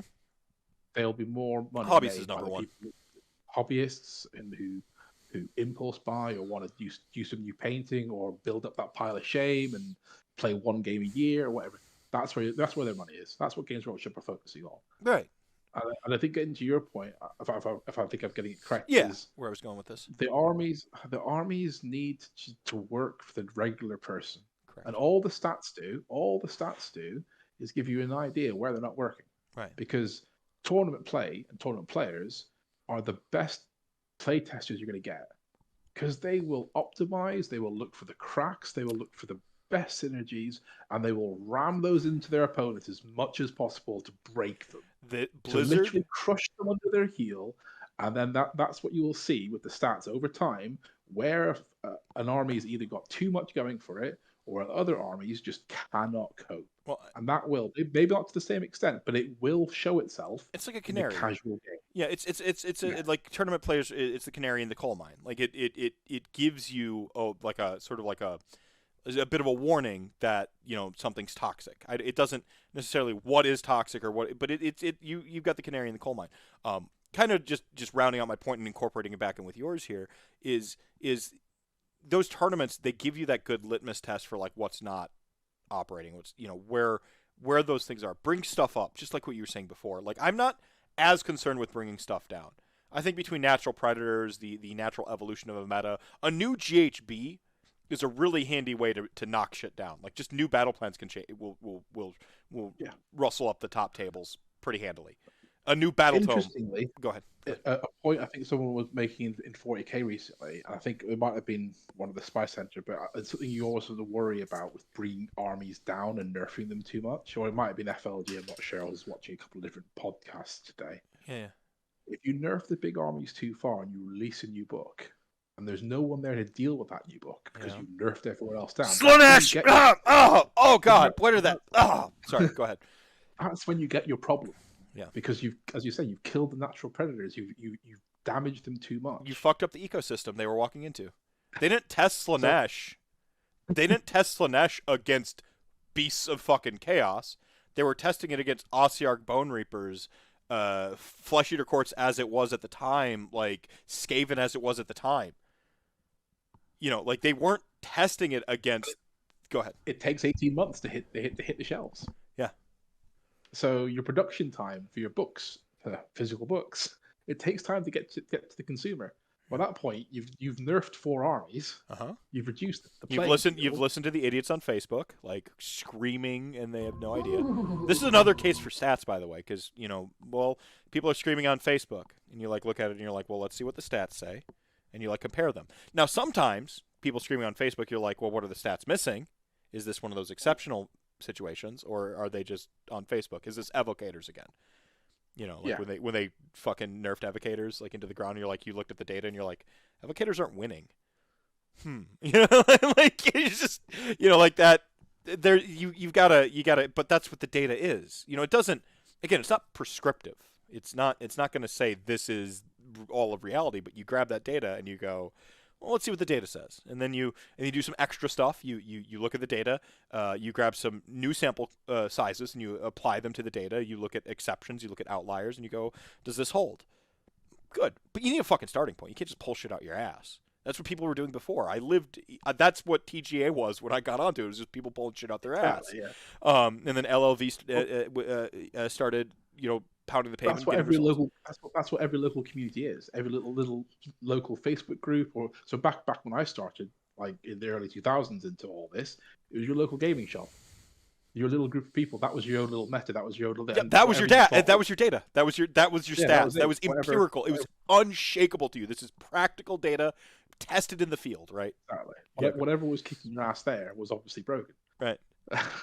Even if it was the bad army, just a really good player, but that was the broken thing. That was the thing that should be fixed. Not that back then Games Workshop fixed anything. It was good luck waiting until your next book comes out in 5 years' time. But still. Oh God, so, Blood Angels.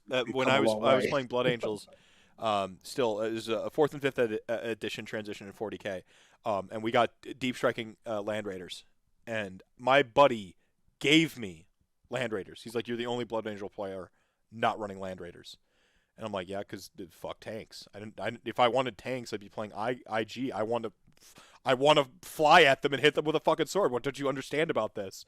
And like, I guess I'll take some melta bikes because they don't quite fly, but they do crack armor, and I have to be able to crack armor. So like, I'll have some melta bikes begrudgingly, but the rest of my army is gonna fucking have jetpacks and swords. Like, isn't that the future you want? That's the future I want. Guns and tanks, dude. We can never see eye to eye.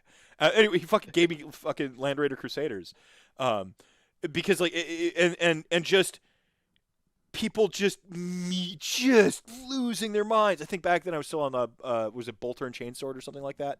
The better spiky bits, basically. Spiky bits was shit. It was Bell of Lost Souls, and I think it was Bolter and Chainsword. And I just remember because I was Ride or Die Blood Angels player. They were space vampires, obviously. And Necrons only had 2 kits when I started playing, so I didn't care. I mean, they're skeletons. Skeletons are super compelling. But I've got space vampires with a bunch of kits, and they're easy to buy, and like my friend will just like hand me his leftover Space Marines, or I can go out and buy little blister packs at Necrons. Easy fucking decision, right? Like, I don't need to. It's not hard. I'm not like Ossiarch Bone Reapers are gonna get their wave 2, and I'm finally gonna finish the fucking Castlevania Soulblight army, and I'm gonna be staring at like Ossiarch Bone Reaper wave 2. And fucking Sarah McLachlan's gonna start playing like "I Will Remember You," and I'm gonna look at my Soulblight Gravelords army, and my heart is gonna get ripped out my chest, and I'm like, with this decision I have to make. Wasn't the case with the Necrons and Blood Angels back then. So yeah, I just always played them, and I remember the feeling of glee when that army got OP. And this is the inverse of the Nagash Ugh story from earlier. This is the inverse of that. I remember the feeling of sheer glee as everyone was afraid of me suddenly. This army that only existed in a white dwarf, that and now you have to, like, now I've got Sanguinary Guard and fucking deep striking fucking Land Raider Crusaders, and just like, but then also I remember literally no one could fight me at all that currently existed. Nobody could play a game against me as soon as I started playing the way that battle tome was designed to be sort of bent and busted. And just I remember like that glee quickly fading to like, I'm not even playing a game right now. It's I show up at the LGS. I didn't go to tournaments with 40K. I show up to the LGS. I deep strike some Land Raiders. I obliterate my opponent. They have no chance. And I'm like, well, I guess I can leave those off the table, and then I don't get to play a game. Like I had the same thing. So I started 40K, and I left around 6th or 7th edition. When it got to the first turn, you're over kind of situation, I kind of gave up. But before that, like 4th and 5th ed, I had an Eldar army, and I played a lot of 1K. Either local tournaments or just quick pickup games in the store because you can get to them quickly. And I remember it was 3 Wave Serpents, 2 Falcons, 2 Farseers, 2 units of 10 Die Avengers in the Falcons, Farseer in each Falcon, and then it was pick and mix of whatever I wanted to do, whether it was 10 Scorpions, 10 Fire Dragons, or 10 Banshees in the Wave Serpents. And I literally got to a point with how good the book was, and in our local meta, in our local store, that I, for example, went down to a Games Workshop tournament, 1K tournament, and I did my games, and I could have played Iron Man and still won the event because I lost 12 models across all the games. Or we did a 24-hour gaming thing for the store, and I played Iron Man on the table, and I stayed there for 6 hours. I remember that's how bad it was. I didn't have to get out of the vehicles. They were so quick and they were so harsh. And as long as you understood how target priority worked, so you kill one unit completely, hide, kill the next unit completely, and you make sure that the ones with long range weapons that can hurt your tanks. And the rest of the army was so broken, it just stayed in the vehicles. And after about 2 or 3 months of playing that, it's like, 1, no one wants to play you. And then 2, you just don't feel good playing people. Yeah. No, I mean, this isn't as bad. Like, I mean, AOS is. I think there's some hot takes circulating, and not even hot takes. There's a debate circulating around right now, 2.0 or 3.0, right? That's the debate right now. And whatever. I'm not really. I have an opinion, but I don't care to weigh in on it. I don't think it's relevant, quite frankly. We're to me third edition is going to be the lost edition. It's either going to become refined into like a 3.5 type scenario, or the dominant perception of it is going to be, oh yeah, those were 2 years I spent in fucking lockdown, and then one where we kind of played it, and then the fucking new thing was out. So regardless of if it's better or worse, I don't feel it's like the most relevant discussion to be having. I do think we need to be at this point focusing on the operational aspect of Games Workshop's product. I don't think so. And here's where I differ with like Rob Symes and some other folks. I don't know if anyone. I don't know if you know this chat gang. I really hope this doesn't offend any of my what I believe to be reasonable conservative friends. But I'm. This is. I got to admit to something. I'm a leftist. Not only am I a leftist, but I have a problem with like capitalism. Okay. So I had to get that off my chest. I've been keeping it in for a long time. I know everyone's surprised right now to hear that. Okay. So, and this is where I differ. I have to go now. I can't.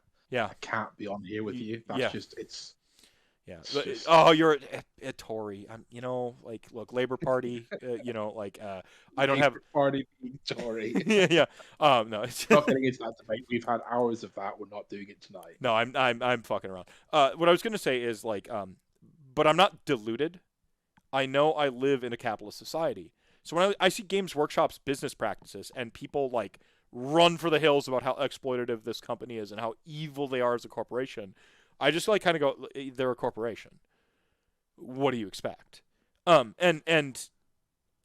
having been around several nerd groups throughout like a semi-professional career where I've made money across a spectrum of things from Magic the Gathering to FGCs to League of Legends, paid money to both Shoutcast, and I was a alternate, which then became the Academy system for League of Legends. So I was an alternate for what was then Team Curse and what people would know as Team Liquid right now. I've been there, done that. I've seen these other companies. People keep looking at Wizards of the Coast as aspirational and how they run MTG, and I'm like, you think Games Workshop's bad, and like they're bad, consumer exploitation and so on and so forth. But the thing is like those are just the check boxes of fucking capitalism. To me, like the greatest lie Games Workshop tells is that they're a small company, and human power, that is indeed true. Market share for a niche so they're considered in the board game category, right? That the highest being Hasbro, which is Wizards of the Coast, something like 34% market share for Hasbro. That includes their CCG, Magic the Gathering, Dungeons and Dragons, and like fucking Monopoly and shit, or whatever the range of board games is under them, right? Plus their digital licensing to make Monopoly the mobile app phone game and shit. 34%, around 30%, 34% the last time I checked the numbers. Games Workshop, as just a minis company that just sells wargame shit and then specialty games, was somewhere around fucking 17%. And then you have like a company like fucking Warmahordes and whatever their parent company is, or I don't know if they're fucking Paizo's at like 5, like these like huge conglomerate companies aren't breaking double digits. Is the point I'm making. And the last time I checked GW, it might have been 13%. I tend to flip teen numbers really easily. But I remember them distinctly being the double digits, and I'm just like, holy shit. Of the totality of board games. That's not small. Now, I know board games are niche, I know, but... They're not a small company. They're a high-margined, profit-making, high net worth. Yeah, $3.65 billion. They could liquidate a couple warehouses that are in torpor and go up to about $5 billion as if they were to liquidate $5 billion. $1 billion. Put it in perspective. You could spend $1 million for 1,000 years. Just to because you're already looking at like degrees of extrapolation when you start to contemplate $1 billion. People can't even really fathom $1 million. I kind of can because I own a house, and I could be like, well, what would 10 houses look like, right? You know, like I can kind of fathom it. But once you start like getting into the billions, it becomes unfathomable. It is an unfathomable amount of money, and their profit margins above operational costs higher than Google, higher than Amazon. Now I know raw profits is something like net profits is only something like 235 million a year, something around there. They make a good amount of profit, about 150 million pounds last time. Yeah, so that would be that'd be around like 230 USD, right? For me, it might have dropped now recently. They make good margin. They control vertically integrated. They control their supply chain. They control the production. They sell their own products. They're in a great situation as a business. They have zero obligation to their license. The way their licensing agreement works, they reap all the profits. They don't have to throw anything into it. Like if you do the mobile app petition, I assume where we're ending this conversation around this point is the fact that why are they so expensive? Why do they do FOMO? Why do they chase people? And why do they operate the way they do? Is that generally where we're aiming? No, where I'm aiming is why the fuck what did you expect? like what the fuck did you expect? Like it's a like there's as a lefty there's some amount of complicitness we all engage in capitalism at any given time. Everyone knows the old adage like there's no ethical consumption under capitalism. That is not a freedom to not be responsible with how you interface with reality and stuff like that. That's not. But like when you think again, this company doesn't care about you. Maybe specifically, Sam Pierce cares about you. Maybe specifically. Even Ben Johnson gives a fuck about you. Like any one of these public-facing individuals might truly love you in the community, but they're not the ones. As a quick answer to Hades, you're spending $84 on a book because you'll spend $84 on a book. Correct. They know. That's literally it. They know. They know exactly where their break-even point is. They know exactly what the market research says and how much you are willing to pay for plastic and cardboard, and you'll keep paying it. And you did. Then they price hike every year, which is every company's going to do that. Whatever. That's just capitalism. I don't get angry until they go outside of the threshold of what I expect for normal capitalism. I guess is where I was going personally. I'm like right now in bounds. Beyond belief. Yeah. Just kind of like you just have to we hit Nestle levels. Like as soon as you like start selling like black arms to literal terrorist cells, like fucking Coca-Cola.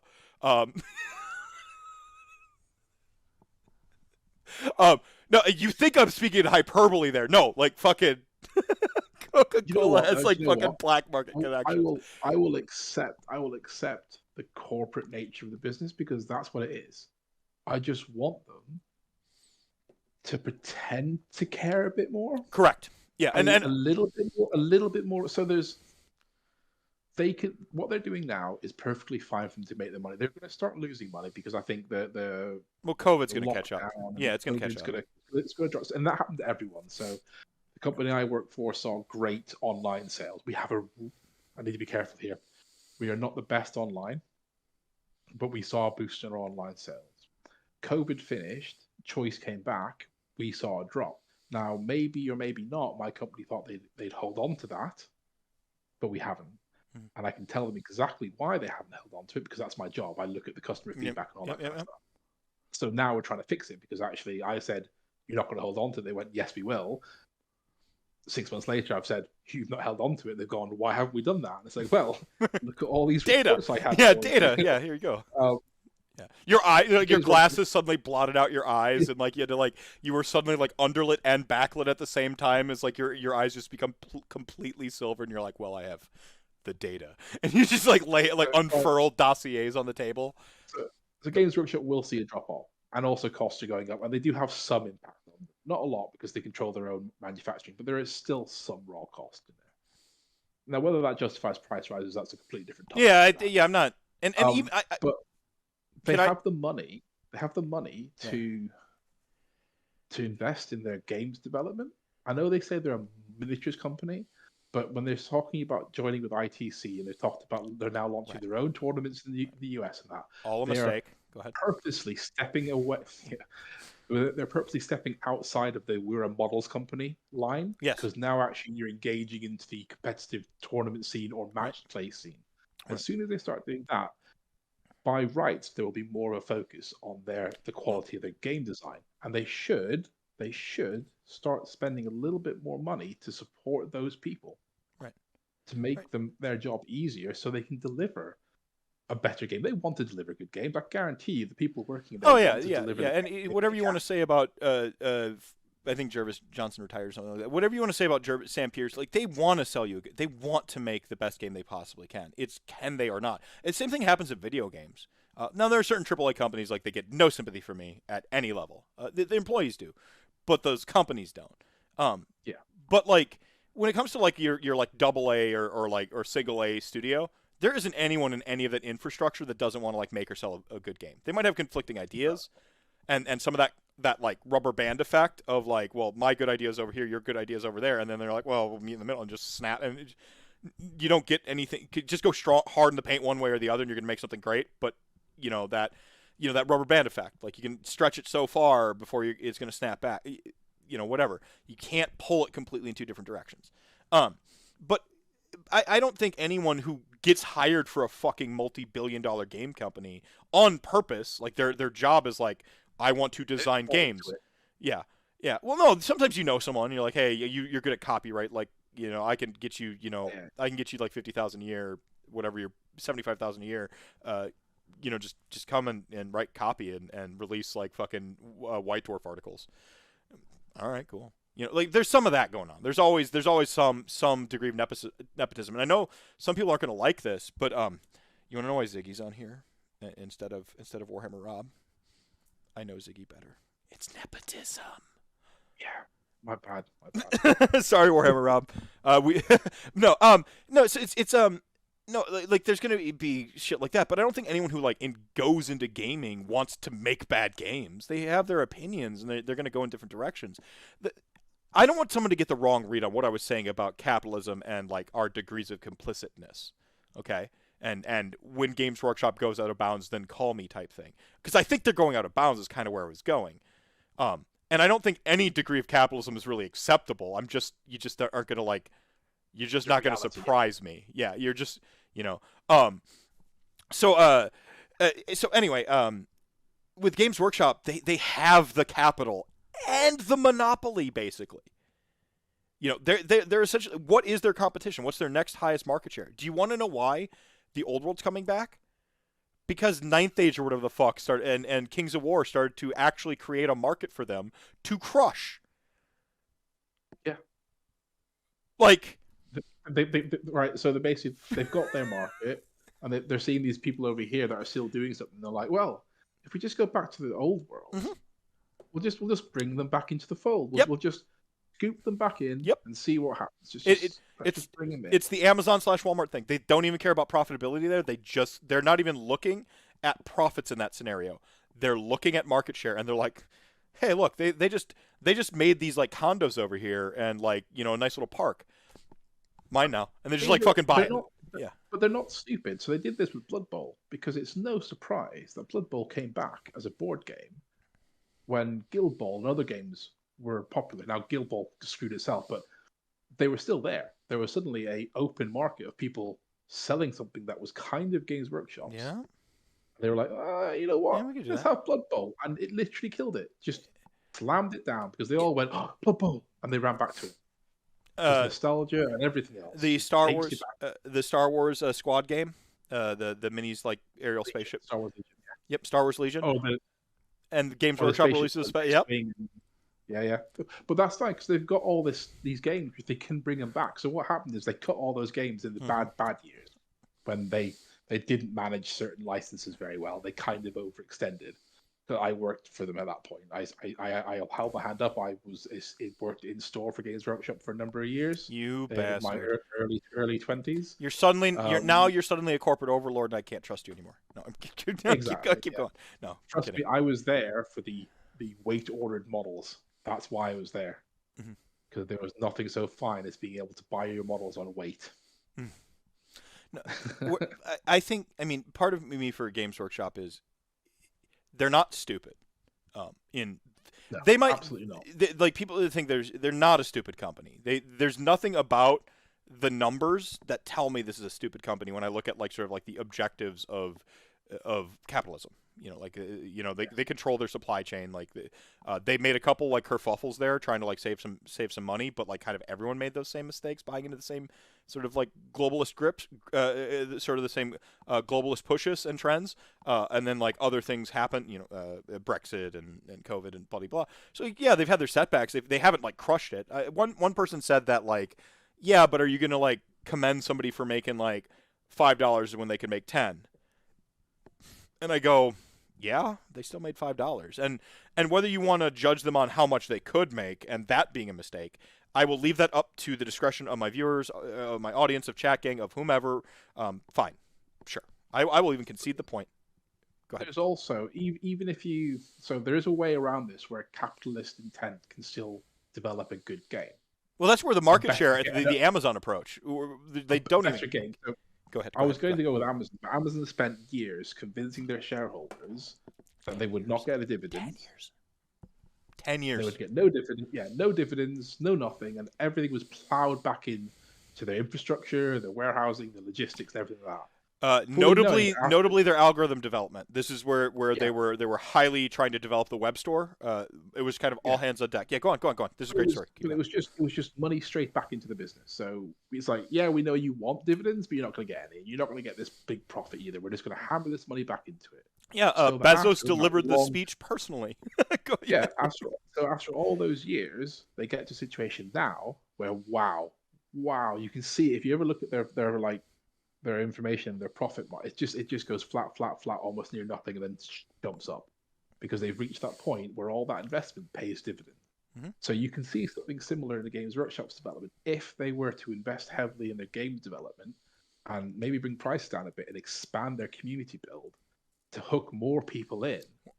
So you've got that trade-off between lower sales, higher margin, or higher sales, slightly lower margin. I'm not talking about cutting it from a 30% margin down to a 5% margin. Yeah, just a little bit. Yeah, 10%. Just to hook people in. Yeah, just put that 10% into your rules team, right? Like put that 10%. Yeah, go ahead. Develop a game system that's like top end because you've got the money to. You're not scrabbling around. They have plenty of capital. Hire more team. You can build a massive team and play. You can do all that. So the long-term situation is long-term growth. But Games Workshop play very heavily in the short-term dividend stake shareholder value game. And you can see it in their business practices, which again, it's absolutely fine. They're a business. That's what they're there to do. They've got a fiduciary responsibility, but they are playing the short game rather than the long game. Mm. And that's where the frustration comes in because you can see how well they're doing off of a less than ideal product. And you know they could do better. And that's the frustration. Yeah, it's like competing it's like competing in the juice market with just regular ass water, and you're like, what the fuck are you doing here? Like they're just like it's insane. What they're very good, but they have a very specific focus, and I think that they I do think they focus a lot on market share and like just sort of snuffing out competition at every, and I think that's part of why we see the short term plans. Because anytime that they kind of monitor the trend, and then like, okay, and then like, we're gonna keep an eye on them, put a pin in that, and they're like, okay, now they're here, crush them, and they're just, like I see a little bit of that going on with their business practices. So like I want to divorce from the inner workings of capitalism, and you said a really great word there, anti-fiduciary, and this is important when you're trying to understand the agency of a company. The answer is it has none. It's not an entity. It doesn't exist. This is why you need to roll back fucking Citizens United. There's no will there. Fuck. Sorry. I blacked out. What happened? Was it the Mass Effect rant again? Mass Effect? Or was it capitalism? What happened? Just remember, you should always keep in your mind, right, that OBR deserved the nerf. Only because I'm contractually obligated. Exactly. Yeah, only because we raised, over $10,000 for mental health. So when we talk about how a company's required to look after its shareholders, just remember that you're required to acknowledge it's true that OBR deserved. Yeah, folks weren't buying stonks because Ossiarch Bone Reapers were getting overhated on by a bunch of idiots who didn't know how to read fucking stats. Sorry. No, I just want to reset this a little bit. Like, you're right about the rules thing. You're right about like, and I've been like just throwing in like little hot takes and quips about how I don't like them assuming direct control to go off of Mass Effect. I don't like them assuming direct control of the tournament scene. I just want the company to make the rules and make the game and like throw stuff like to the community, like community outreach, like just throw prize support, throw a trophy. Here you go, have shit. Throw swag, advertising bags, whatever. And I want them to stay the fuck out of the tournaments. This is a company that currently people don't trust to release the correct battle tome, don't trust to release a White Dwarf article, don't trust to release an entire army, and you fucking trust them to run your goddamn tournaments? That's fucking curious to me. Okay, that's an ad choice. I'll abstain from the argument on that point. I'm not conceding the point. I'm just gonna back off it for a moment. I think sorry, to go on to that point you got there. I think it's more the fact that I think we've always got to remember that the vast majority of the Games Workshop community like Games Workshop and think they're great. So actually, there is something about being seen to be associated with Games Workshop, which gets you the clicks, which gets you the attention, this happened gets at you Adepticon. the name and the prestige. Yeah, exactly. But I think sometimes in the bubble of competitiveness and the online community that we're in, we sometimes forget that there's a whole community that isn't engaged to that level. Sure. Is it just engaged on the brand of Games Workshop, and having something like ITC and tournaments attached to it is good for those companies because they get to tap into the larger sedentary market, even if they're pissing off the smaller vocal market, if that makes sense. It worked great when Wizards of the Coast fucking bullied the shit out of Star City Games, who by all measures ran the way better tournaments. Worked excellent when that happened. All the Pro Tour players fucking quit because they fucking got used up, shit on, didn't get supported by the company, just got used as a commodity until they were expended. All the tournaments' qualities went down because they were now united under one banner, which is what fucking happens under monopolies. Like, you think it's gonna be fuck, man. Like, it's insane to me that like a lot of the people, because you're talking about like, so most people do think Games Workshop good, and this is a very important point of the Adepticon discourse. The people I saw was a very narrow margin. It was the people who are on Twitter specifically, basically for competitive or hobby stuff, right? Almost exclusively, that's why they're there. Of a 200-person AOS tournament, and I'm rounding up a little bit, I think it was like 180 or something like that. Who knows? We don't have the data. 200 people. I've got the lists. I don't know if you saw, like, I like a Mission Impossible style, like next to the Hershey's bar and everything for scale. Like, I grabbed, I'm like, fuck it. And then I got caught last minute, so I had to like fucking like do some jujitsu shit to get out of like the lasers that they were like deadlocked behind. But it was harrowing. I'm okay. The pinky will heal. We're all right.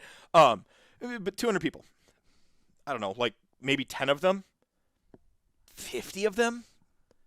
I'll overinflate the number just to make the point skewed in favor of what would be the opposition, right? 50 of them are on Twitter, and half of those are on my feed because I curate my experience. I talk to people who talk to people. 25 of them are in my feed, right? And then it's a lot more people who have fucking opinions about that shit than those 25, right? And it's a very specific demographic that is engaging in my Twitter feed. And this thing is happening where the same people I'm used to seeing criticize Games Workshop is suddenly siding with Games Workshop in this instance. And the thing that, like, folks know what a chain of command is, right? And you mentioned that something like an Adepticon or any tournament is going to want the prestige of being able to say, GW did it. And for, like, my highly curated experience on Twitter, we're the type of folks who see that the tournament scene is more than just if Games Workshop gives the thumbs up or thumbs down, right? We know that the blackouts exist. We know that, well, they might be affiliated with Games Workshop now. I don't know. But at the time they weren't. We know that, the Brew City Brawls exist, that the Summer Slaughters exist. Like, we know that all these these events that kind of exist outside the web of Games Workshop. And so then, like, when we see Games Workshop sort of, like, directly be involved with a thing, we're like, well, what the fuck gives? And we forget that perspective of that other 150, and then that sort of extrapolated data out from that 150, who all they see, Games Workshop at tournament, right? Yeah. That's the dominant Sponsored perspective. By Games Workshop. That's it. Sponsored by Games Yeah, Workshop. that's the dominant perspective. It's not our perspective. It's not the legitimacy. If you're listening to and watching a RantCast at 10 p.m. for me and like 5 a.m. in the UK, you're not that. I'm sorry, you're not the layman. I hate to break it to you. You are not the casual fan. You have a problem, and I hope your life is in balance. But no, like, and I think we omitted that perspective in our outrage. Well, the company should, Adepticon should have said, fuck you, Games Workshop, if they were going to run soft score tournament, right? And it's like, it wasn't their decision. Does anyone understand that? Does anyone get that point right now? The big $3.65 billion company said the thing. And you either get with them or they find or they kick you out and they bring somebody else. Yeah. And you could make the criticism. Well, then they should have they should have bowed out and let somebody else run. Or I guess you could make that point, but then I think you're kind of being uncharitable. It's. But the heat's not on Games Workshop. I understand they didn't make the mistake, but again, this is the siren's call that the majority of people hear. Let's also be very clear here, and again, I don't take this as a slight at any of the people working at Games Workshop, as in the doers. They haven't got a clue how to run PR. The moment anyone saw that stuff kicking off on Twitter, at all, Games Workshop, for the cost of what it is, should have stepped in instantly and said, it's okay. No problem. We've got this. They could have cut it because off. It costs them nothing, and it makes them look amazing. It is an instantaneous PR win. What if I told you Adepticon paid for the golden ticket, the second one? Oh yeah, I know. Yeah, I've seen all this stuff on Twitter, but to me, it was just like Games Workshop didn't even pay. They just let it simmer. They just gave the they put the space in there. So now we're gonna have extra space, but you're gonna have to foot the bill yourselves for your mess up. That is a PR nightmare. They're just not good at PR. They're not. They haven't got a developed marketing department. They don't employ, I don't think, the expensive PR people you need. Because to hire in a good PR person, as an internally, costs more than the £20,000 to £25,000 they'd pay. Get that six-figure salaried PR like guru who's like an Instagram influencer who just knows how this shit works. Bring them in, right? Like who's got a business background and like a media. If I'm wrong, because I'm only going off assumptions here because they didn't jump on it. I'm going on, and so if I'm wrong and they are in there and they've got other plans, great. But from the outside looking in, that was a PR mistake. It should have been an instantaneous, easy win. Slam dunk. And whoever was to blame, they come out smelling like roses, right? Like they're just, oh no, allow the benevolent Games Workshop. The plebes made the mistake. This is why you want us running your tournaments, and then they just like throw money at it. Exactly. Yeah, easy, simple. I'm not even throwing money at it. They're literally reaching down the back of the sofa and like pulling out some coins. It's nothing. It's nothing. Simple win. Yeah. So they messed that up. So I think the point you're getting at, though, is true. We don't sometimes consider the view of the mass population of our hobby community, right? Who see things differently, than we might do. Yeah. We have a very fixed point. We're very close to it, Absolutely.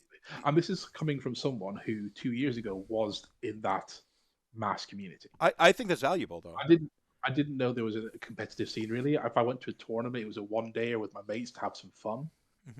I played at my mate's house. I looked at some White Dwarf articles. I read some books. I had a bit of a talk with my mates about what was good and bad in an army when we got it. I didn't know anything about the meta at all, and that's it. That was it.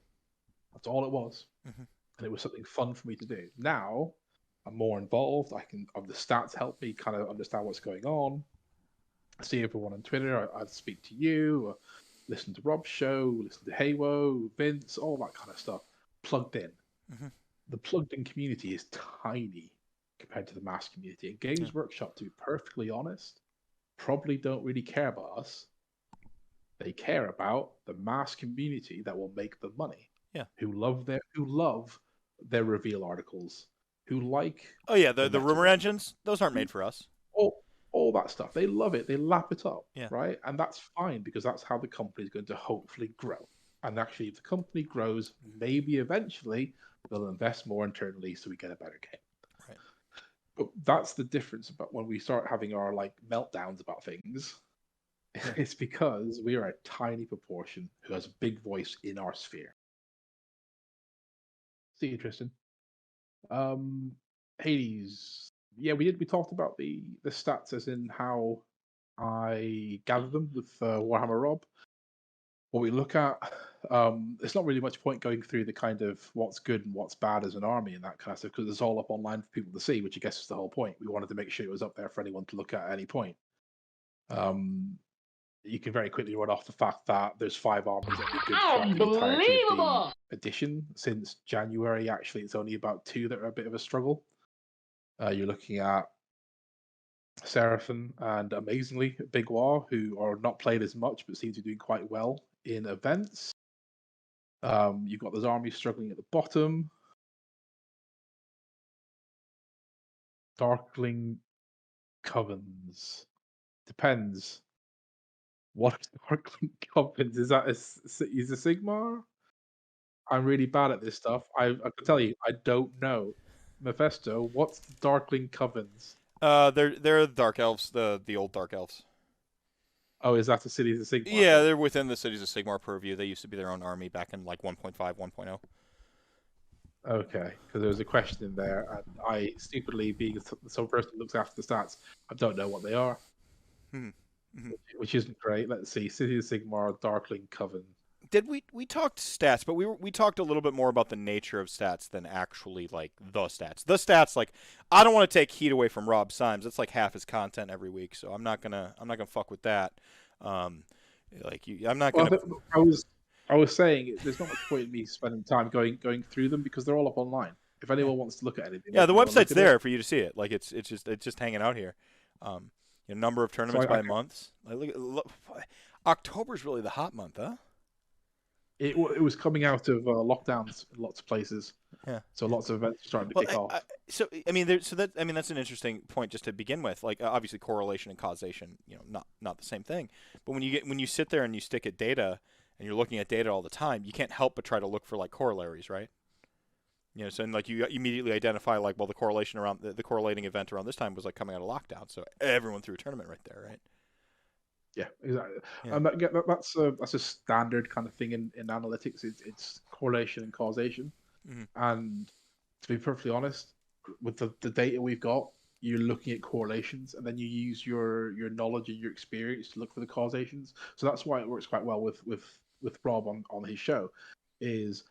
I'll be perfectly honest, I do not know the ins and outs of armies, as I just proved by not knowing what Darkling Covens was. I just don't know it. I don't know how they all play. I don't know all the details. I've not watched that many games. Rob has. Mm-hmm. So I can show him some data, and he can then think back and go, well, I think it's because of X, Y, and Z. Now, it's an opinion, but he can start looking for the causation behind any correlation. Yeah, well, that's the exact, that's the lies, damn lies, and statistics, because I might look for a different correlation, right? I talked That's about fine. Yeah, my migratory 8% of death. Complete and utter bullshit. But I can you can actually look at the numbers cyclically go around like that and migrate from things. But what isn't necessarily represented is well, maybe that 8% is coming from, maybe that 8% growth is just some trend in new people getting into the game. We don't have enough data points for some of these broad sweeping generalizations that we make. Sorry, go ahead. We don't have the granularity. So, for example, I can find you correlations in data.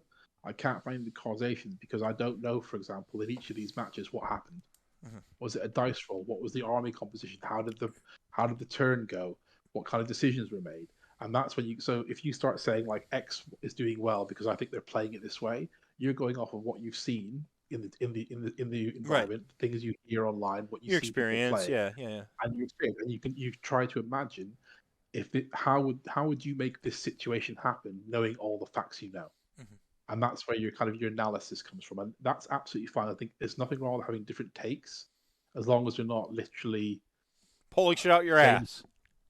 basically, Yeah. as long as they go to the correlations and then what the data is trending towards, and you can justify those reasons with coherent arguments, that's fine. People can have different opinions about why things are happening. As long as they don't contradict the data you've got too badly. Correct. If that makes sense. No, that makes 100% sense. I'm just trying to. I think some folks don't understand the weapon that data is sometimes. I sometimes, from my perspective, I'm not saying, when I say some people, that is not. Some people like to. I've been criticized that when I say some particular language, I'm talking about individuals in the community. When I am saying some people here, I do not have any specific person in mind. This is not a fucking dog whistle. It's not code. Some people in general, in my observations throughout all of life, I watch a shit ton of LeftTube and a shit ton of video essays, shit ton of documentaries in general, and cooking shows. Big fan of all that shit, and tons of true crime. Lots of true crime, lots of ghost stories. Like what you might expect for a guy with like a fucking death brand, okay? I'm a fucking weirdo. A lot of folks I don't think understand like the power of data. Like they understand how it like can be applied, but I don't know if they understand the responsibility of data. Do you have any take on that? Do you think that there's a responsibility to wield data well? And do you think that there's such a thing as good usage or bad usage? This is the difference between an analyst sometimes and a commentator. I think the analyst job, or the person who produces the data. So I could do both. If I knew more about AOS in great detail and I had the experience and background of it, then I could do both of these jobs. I'm smart enough to realize I'm not that person. I don't know the ins and outs of all the armies. Join me right at the top, right, climbing out the Valley of Despair. It's way better here. Do you know how thin the air gets at the top? And then you find out that it's just a fucking plateau, and then there's another fucking Valley of Despair. Fuck that. Let's just get out of the Valley of Despair enough to know that the thing keeps going up. And then we're above all those plebes down there who don't know better. But there's probably some people up there who think we don't know better. But just get out of the Valley of Despair, the Dunning-Kruger effect. It's comfortable here. Go on.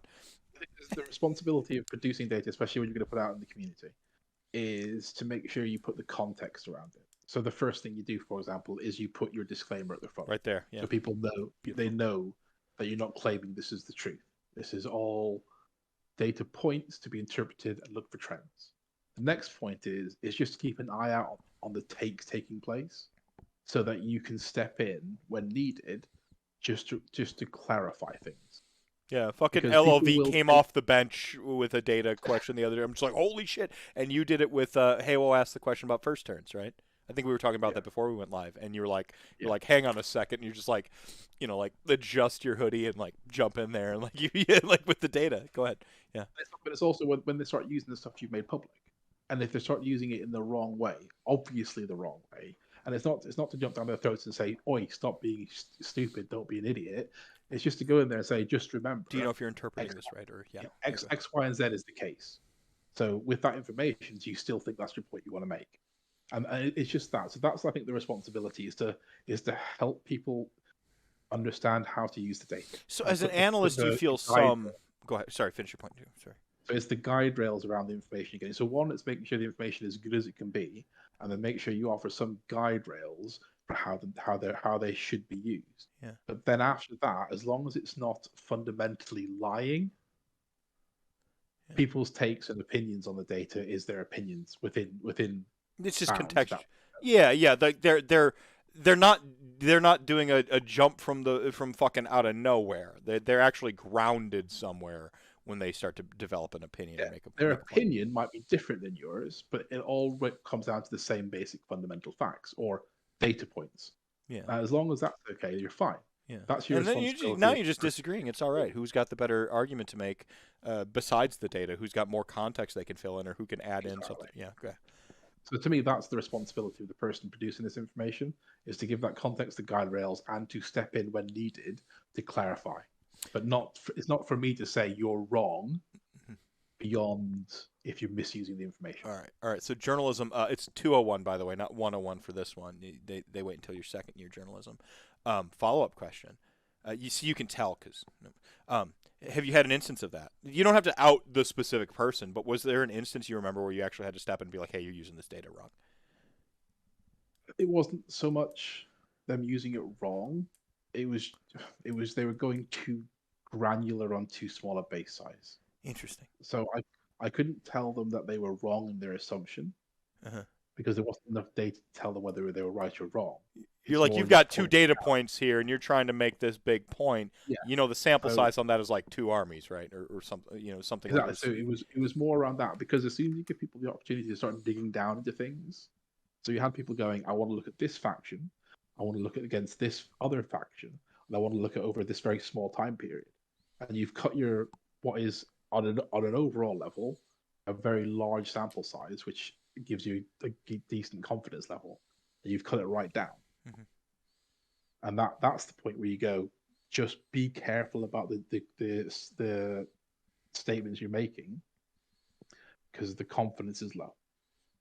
I'm not telling you you're wrong. I'm just telling you. I like that. You maybe shouldn't be making these statements with such affirmity. I love that confidence. By the way, confidence is all. I love that. Like, we don't think of confidence as like a codifiable or like, we think of confidence more in the esoteric rather than the literal, right? In data analytics, confidence levels are very much measurable. Right. Yeah. So like, if you have 1,000 sample size versus 10, your confidence should be higher with 1,000, right? Yes. Right. Yeah. Perfect. I love that. Do you think there's such a thing as, like, say, too granular? Because you really, like, I think it's been a point of pride, like the sort of granularity of your data. And I honestly, what I've seen so far, the just the metrics you're able to sort of gauge, the relationships really, that ABCD stuff it's about as kind of robust to the time for an unpaid like laborer doing this as a passion project because it's for the community and the community you love and respect and you want to help out. Like, that's awesome. You know, like, that's awesome. So like it feels like it's about as granular as it can be with your balance, you know, like still keeping out like some sort of a balance to it. Is there such a thing as too granular or not granular enough? The only time you get to too granular in this type of information is when you haven't got the data to support the granularity. So you can't be. Are you essentially saying, like, as long as there's as long as there's more data points or more sort of like angles to add into that, you can't be too granular. You can just always add. If you've got information, so if you've got enough information to be confident in what you're talking about, why would you be too granular if you can confidently say? Yeah. So if you dig down, like, even further and further and further, as long as you've got a base size of a sample that lets you make that assumption or look for those correlations, then it's fine. The problem with granularity is without the base size, you get to the fact where you are looking at like 6 results. Amazing. And you can't make a judgment on that.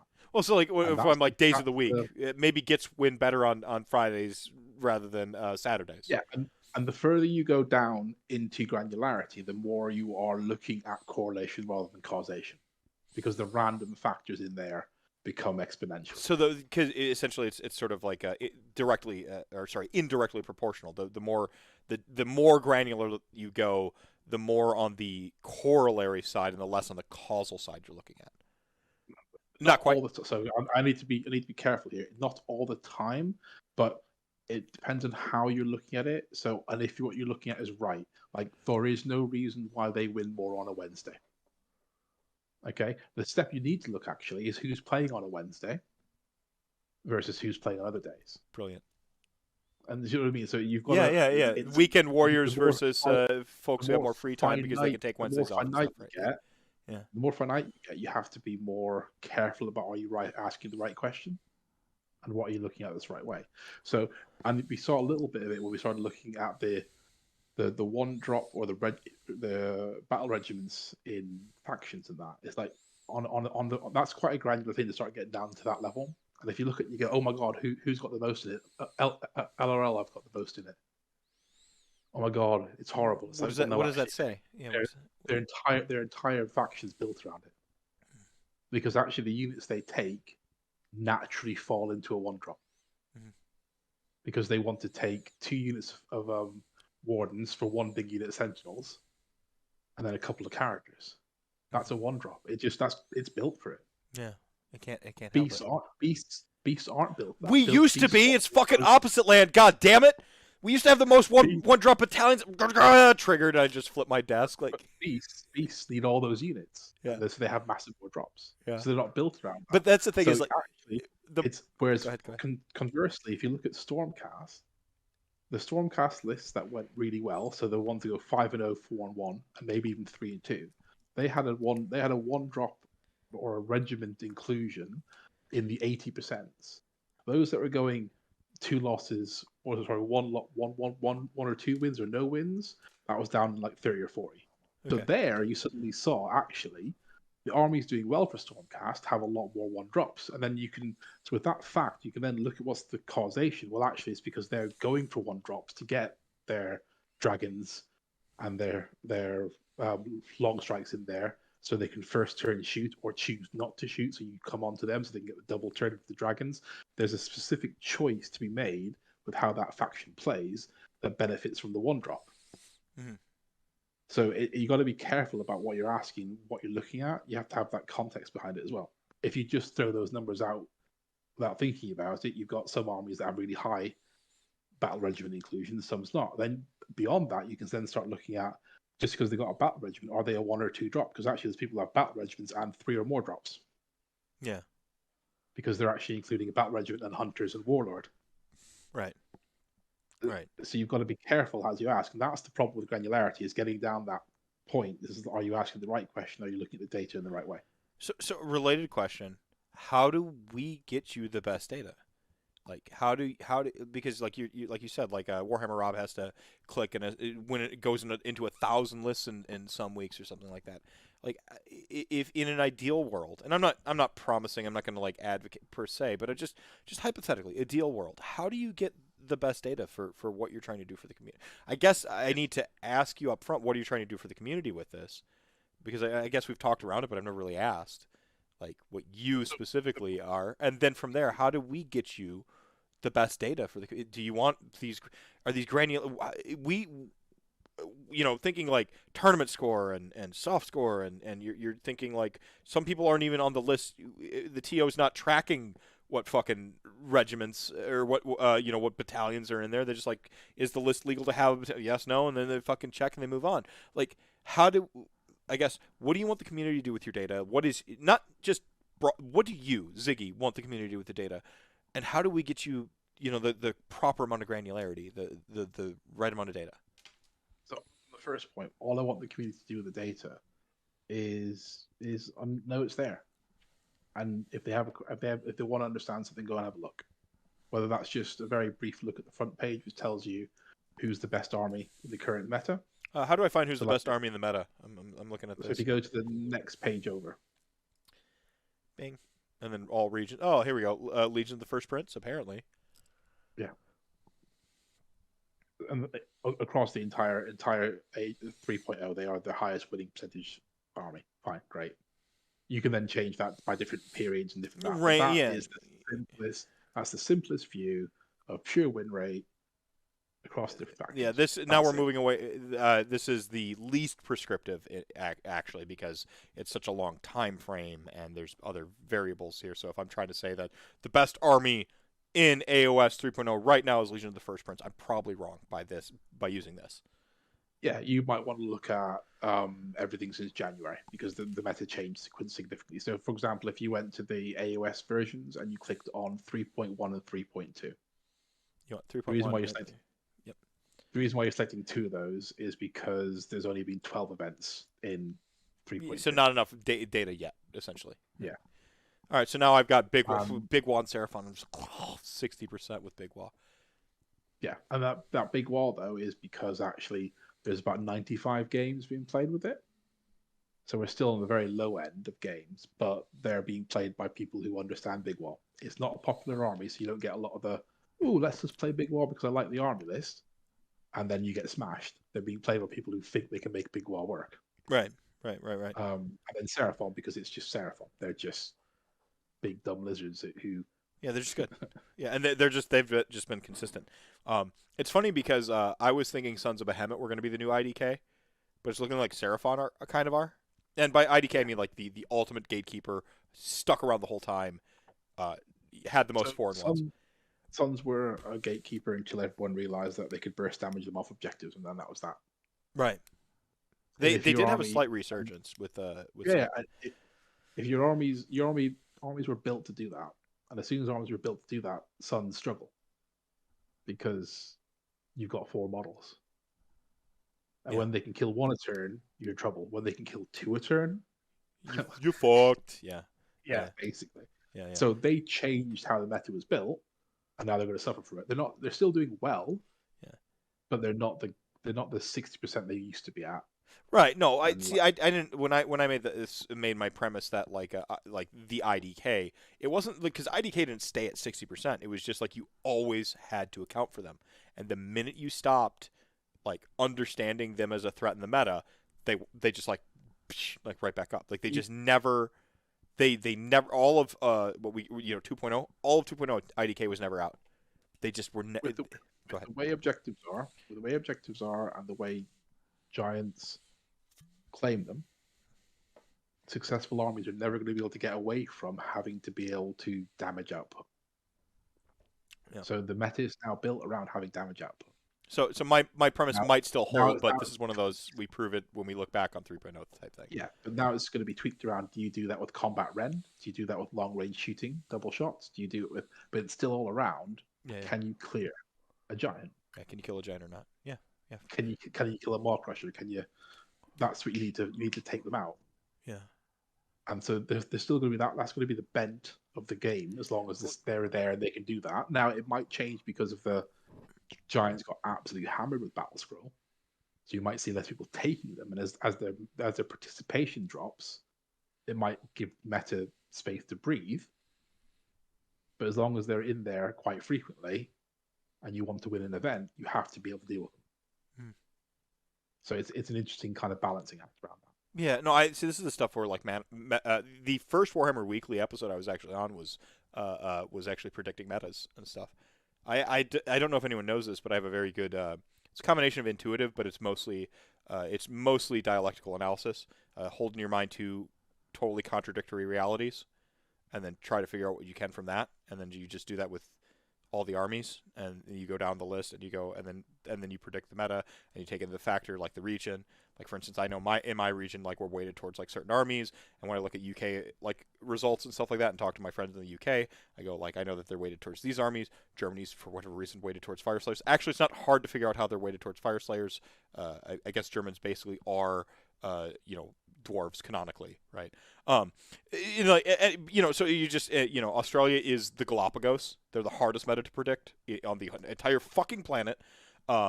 Because they're just like, it's the Galapagos Island. They have their evolutionary chain just took them in very specific ways because their armies are so prohibitive to get. They have to work a lot with what they got, and so it does weird things to their. And by weird, I mean awesome shit to their meta. That's why I like the Australia meta. Is like really awesome. It's really fun, fascinating to watch. That was actually the first thing I was on. Meta and data helps this type of thing because now I can so now if I'm looking for an outlier or an aberration or a if I see where the data's trending here and I go like, oh, I see Seraphon's here, Big Wah, how much of those armies do I expect to run into? And I kind of like hold some stuff and I'm like, the perfect army right now is actually like oddly enough Beasts of Chaos, or like I can arrive to some conclusion like that a lot better. And so like what if it's Blades of Corn? We'll just say Blades of Corn happens to have the tool to deal with these 3 armies. So now all I have to do is get out the jungle. All I have to do is beat round 1 or 2. And I can rely on my skill as a pilot to get out of round 1 and 2. Because then I'm going to start running into Big Wah, Seraphon, Daughters of Cain. And so if I know that my Beasts of Cain, or my Blades of Corn list can beat those 3 armies pretty much, in street fighting competition, it's out of 10. It's a 6. Yeah. I know I've got a 6 against those armies. I've got a 7 against those armies. 7 out of 10 times I take it. Well, now I'm just going to rely on player skill to beat the jungle. The take I was about to ask out of you was so hot the internet couldn't handle it. It's how do I get you better data? I I don't see soft stores We going all- away in the Midwest, by the way. So like, I can't help people who want to that. But like, I'm a random person. I want to start up a tournament in Germany where I know my Fire Slayers are overrepresented. Florida, I want to start up a new tournament. I want to get you more data. Hell, I'm an LGS. I'm an LGS. None of my players are ever going to go to a fucking tournament, but like maybe you want to start collecting that information. How do I get you better data? The interesting thing about what we do is we don't care whether it's soft squad or anything. So we're only dealing with, and we don't even deal with placements on anything. We don't deal with placements in the meta stats, and we don't do it on the player rankings. All we look at is whether you won or lost your game. Wait. So the tournament positioning doesn't matter. It's just literally, did you win or lose?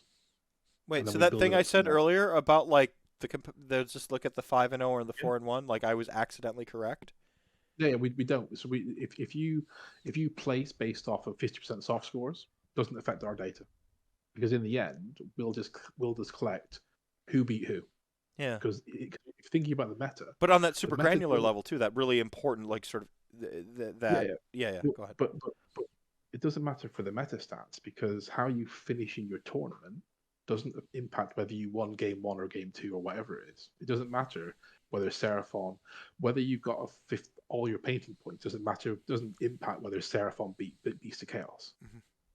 So we don't need a tournament to run with the specific scoring types. So I don't need to be ITC, like I don't, or so we collect results from BCP, we collect them from Tabletop TO. We'll do Excel if they can send it through to us. If we can get hold of the information, we'll put it in. So one of the differences between ITC is they only look at BCP data. We've got Tabletop TO stuff as well. We've got and Austria might have their own fucking thing, and Germany might have their own fucking thing. Down under pairings, we've got the French tourney keeper software. We will take the information from there. We got the Dutch have one that we took some data from recently in their Dutch GT. So we'll take it from anywhere. If we can get hold of it, we'll take it. So how do I get it to you? What's my format? What do I record? What am I tracking? Am I just the match? The easiest way, to be perfectly honest, is BCP or Tabletop TO, because it's all online then. Mm-hmm. And as long as you but I'm a curmudgeon. I want to record it on paper. I hate technology. Okay. The NSA is I have to wear my tinfoil hat at all times. The NSA is constantly tracking my Twitter feed. I have proof. They responded to me when I said they were tracking me. Like, I could fucking show you the screenshots. It said the NSA. I saw it, and they think I'm a serial killer. This is like a joke within a joke, because I really did have some joke account respond to me that was called the NSA when I made a crack about the NSA. So that was some fucking that was some meta humor. We went deep in the weeds. If you're going down to the kind of like, I don't want to use anything online, and the hardest worst way for us to gather it, the very, very worst, would be people writing on pen and paper. Yeah. And this is not a dig at anyone. This is not. No. I'm not insecure about how many physical notes and an entire 2-year campaign I ran out of a fucking notebook and zero technology. So I'm not insecure at all. All we need to be able to put your data in is, we don't even need the player names. If you want to anonymize your player names, that's fine. All it means is they won't go onto the player rankings. We just need to understand which player A has which faction, which sub-faction, battalions, grand strategies, and drops. So the easiest way to do that is just to give us the player's name and their list. So even if that is taking a photo of the list with a name written on the top, really, we can still work with that. We can still. It's not great. It takes a lot longer to do, but we can still. So you could literally do all. Would you rather have the picture of the list than the Excel spreadsheet? No, I'd rather have the text, because I can just copy and paste it rather than having to write it out again. I'm just curious, but I'm really lazy, so I'm like, you know what? Fuck that. I'm just gonna and then I'm gonna send a message with it and say, look, keep the player names out of it, because nobody signed off on the privacy waiver. Yeah. At which point we just anonymize the player names, but we'd still know that player A was player A, because like I said, when we build it from the ground up, we want to see how player A does throughout the whole. Yeah. Right. We need to be able to follow that. So we'd anonymize it, but at least we know which was player 1, player 2. Yeah, can I propose something to make it harder for you? You need to go to the hidden. What is it? The Legend of the Lost Temple from Nickelodeon. Blue Barracudas. Blue Barracuda is player 1 instead of player A.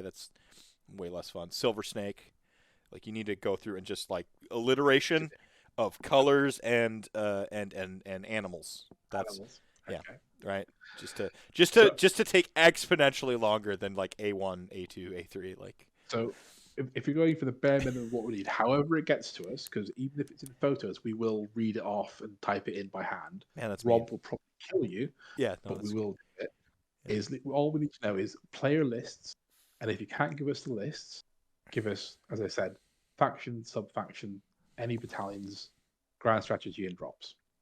Now that's all on the list anyway. Usually, if you're writing a list, usually you have those on your list anyway. Yeah, yeah. So Is player lists, pairings are important. So round by round pairings, and the results for those matchups. okay. If you've got that, that's all we need. We don't need standings. We don't need points. We don't need finishing positions. We just need pairings, results by pairings, and the information from the lists. All right. I mean that's it. I mean that's really all my question. I know I said it was going to be rapid fire, but then my internet sucked, so I apologize for that. I mean that was all my questions.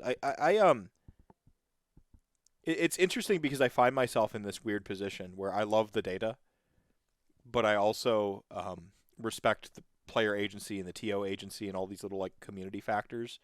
And I'm like, well, how do we move forward? How do we allow people to? Here's a thing I tried to unpack for some folks. The tenacity of an idea does not make it worthy, and just because it's new doesn't mean it's good. Like everyone's heard of fucking NFTs. They're new. Net 3.0, that's going to be new. That's worse. It's not progress. That's going backwards. That's not good. So this fucking Elon Musk has made a career out of basically making garbage new things and worse trains. Like it's he was even his code was old. He got fired as the tech officer of his original startup that he borrowed a bunch of money, and the person who was an undergrad in college that came in to sort his code was like, this is the worst coding I've ever seen. Oh no, keep the title. I'm just going to make better. Sorry. There's got to be some harmony between allowing the community to grow. Really, I mean, growth is as far as I'm concerned in terms of nerdery. More people playing, more people making better and improved decisions about their army. Like I think one of the major problems with this community is because Games Workshop does view you as just like a cash symbol in their eyes. Like they don't, you're not they don't give a fuck about you. They don't care that you love Gits more than anything else on the planet. Like they don't care that you ride or die with your orc army through like the good and the bad. They don't give a fuck. Right, like they're just moving units in there, and there's no malice there. Which is not the way you should think about the way companies operate either. Said the dirty leftist to you. There's no agency. They exist. They're a corporate entity. They have fiduciary laws that stop them from not being profitable. It's basically whether they have to be profitable. They have an obligation to their shareholders to make them money. A legally binding obligation. Like evil corporation, as much fun as it is, it's got nothing to do with it. But again, on the flip side, they don't see you. They don't give a fuck that Gits is your favorite. What do we got? Hedonites of Slaanesh, Cruel Boy Skaven. They don't give a fuck about any of you. Like that, it's your favorite faction. They might see an ability to make a bunch of money selling those things again. But again, like I want my player base, my community to be as informed as they can possibly be to make the best possible decisions they can for themselves. I don't want other people abusing data to shout people down and tell them they suck and they're playing the wrong army. I think that's fucking garbage. But I don't want you to like be like Hedonites of Slaanesh is my favorite army, and I'm like, oh, 30%, 38% win rate. You're gonna have an uphill battle. There's some move forward where the more information helps us and we're able to build better context for people to engage with that and and interface and join our community, because community growth is great for the business. They want to make more money, but I think it's healthier, a more diverse, a more robust, more access to events, more events available. Like, those things to me are all just better. Finding your little niche. What if there's so many fucking Warhammer players now, there's an all Gits tournament. That's all there is. Just fucking 100 Gits players, right? Like, that stuff's good. That's good. You find more friends, there's more community.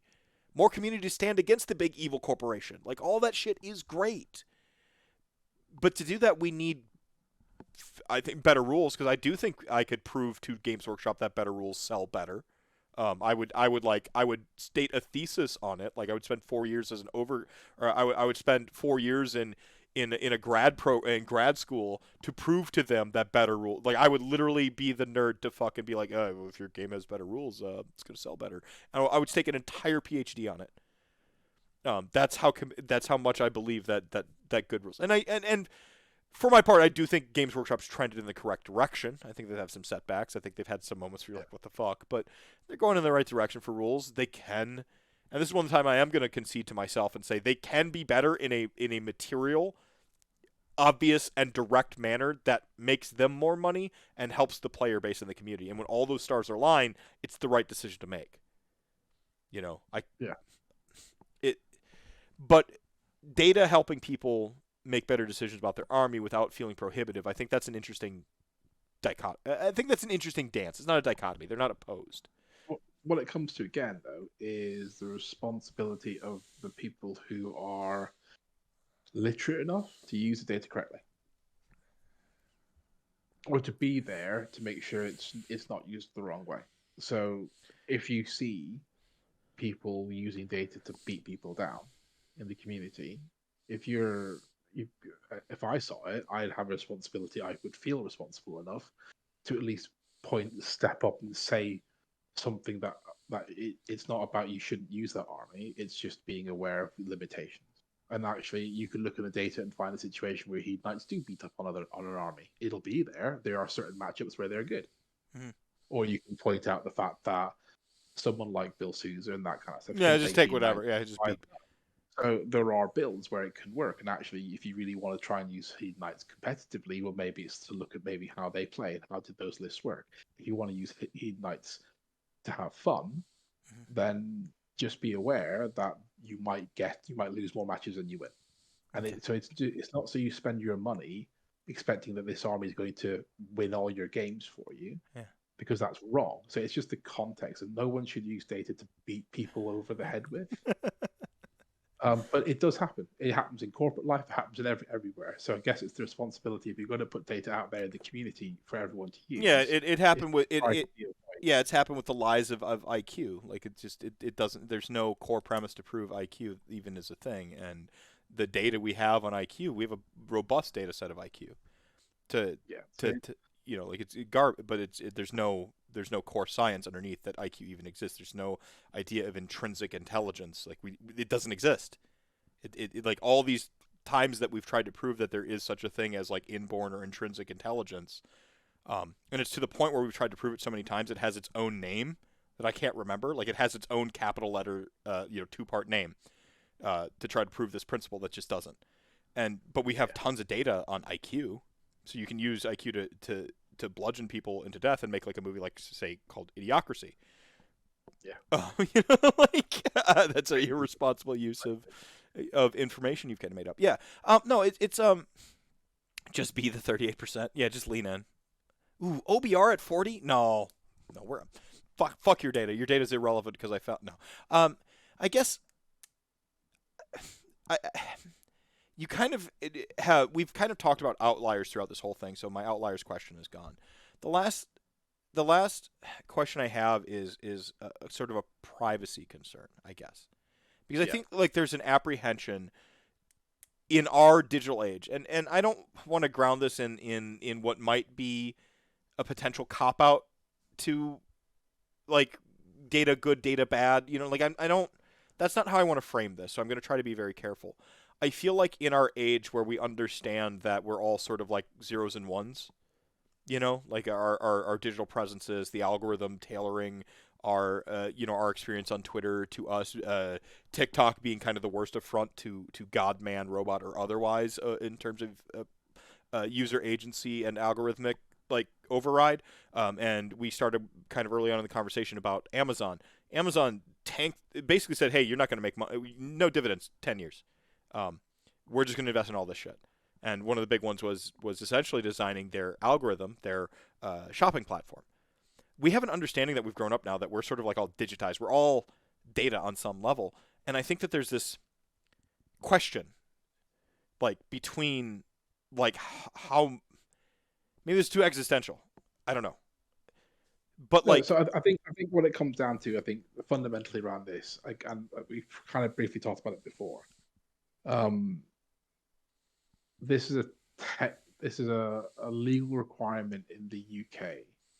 So we signed up to GDPR as part of the EU, and we still function to it. The US laws are different because, trust me, I've had enough issues trying to get to work with the companies in the US with their data security laws. Yeah, you're in actual professional basis. You're slightly laxer, and actually there's currently work going on to try to get safe harboring going again because currently you're in the wild. Wait, we're less. We care less about the privacy of our citizens. Go on.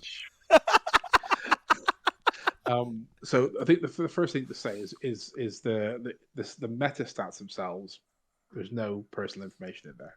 You mean my geodata's not in it? What about like my geodata? No, it's not there.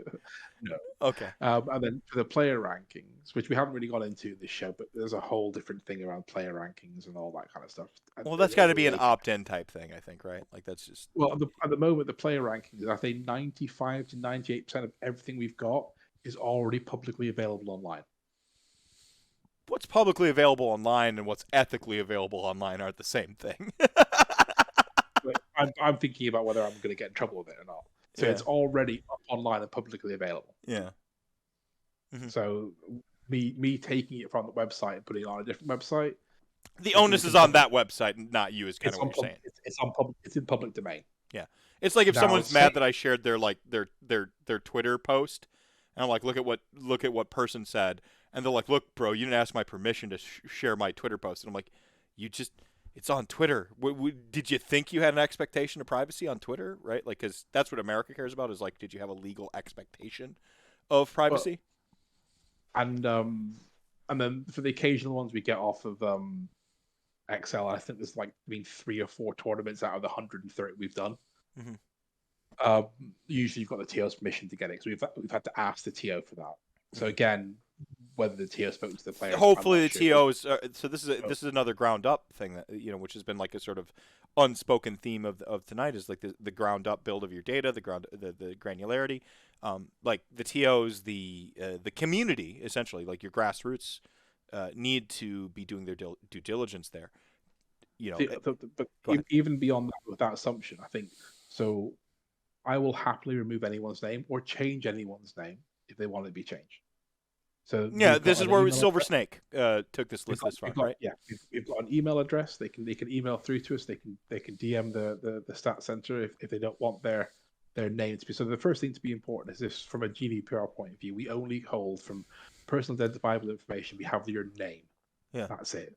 No date of birth, no location, no address, no anything. Yeah. Just a name. And on the scale of what's seen as a risk, that's a very low end of it. Yeah. But that doesn't mean that we wouldn't remove it if requested. So I've already changed one person's name to what they use as their public handle because they requested it. They asked me to change it straight away. No problem whatsoever. So there's going to be what we're in the process of putting on the website, but there'll be a note on the website saying if anyone wants their name removed or changed, just contact us and we'll do it straight away. And that's not because we have to, because actually it's already online, but it's because it's the right thing to do. Well, so you can't just make the assumption that exactly. So it's the right thing to do. That I've already done it once, and if anyone needs it to be done, happy to do it. Yeah. And we'll make sure that the way of contacting us is very clear on the website and actually on the dashboard as well. I want to put it on the player's dashboard so everyone knows how to get in contact with us if they want to. Right.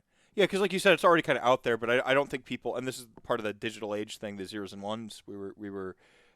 I was getting out. I didn't mean to put you on the spot. It's that I don't think people understand that how much we're throwing ourselves out into the void these days. Like it just because the internet has been ubiquitous. For instance, my children are growing up in a reality where internet access is 100%. I didn't grow up in that reality, and it's not like I want them to be connected all the time. We had a global pandemic, right? Like their whole they had to do school online. Like I think we take some of this stuff for granted. Like Haywo here says submits all lists as Haywo. But I know for a fact, because I know Haywo, he cares a lot more about privacy than even I do. I'm way easier to dox than Haywo.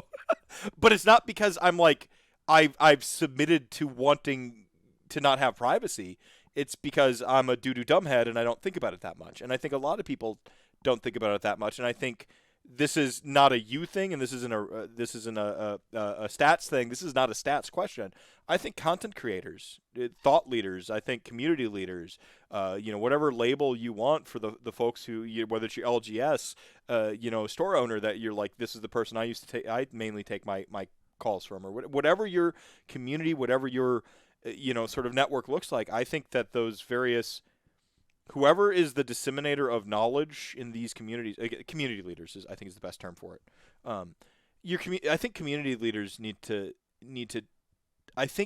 be a little bit more aware of this stuff, because I want the data, but I also want people to be aware of like the power of data.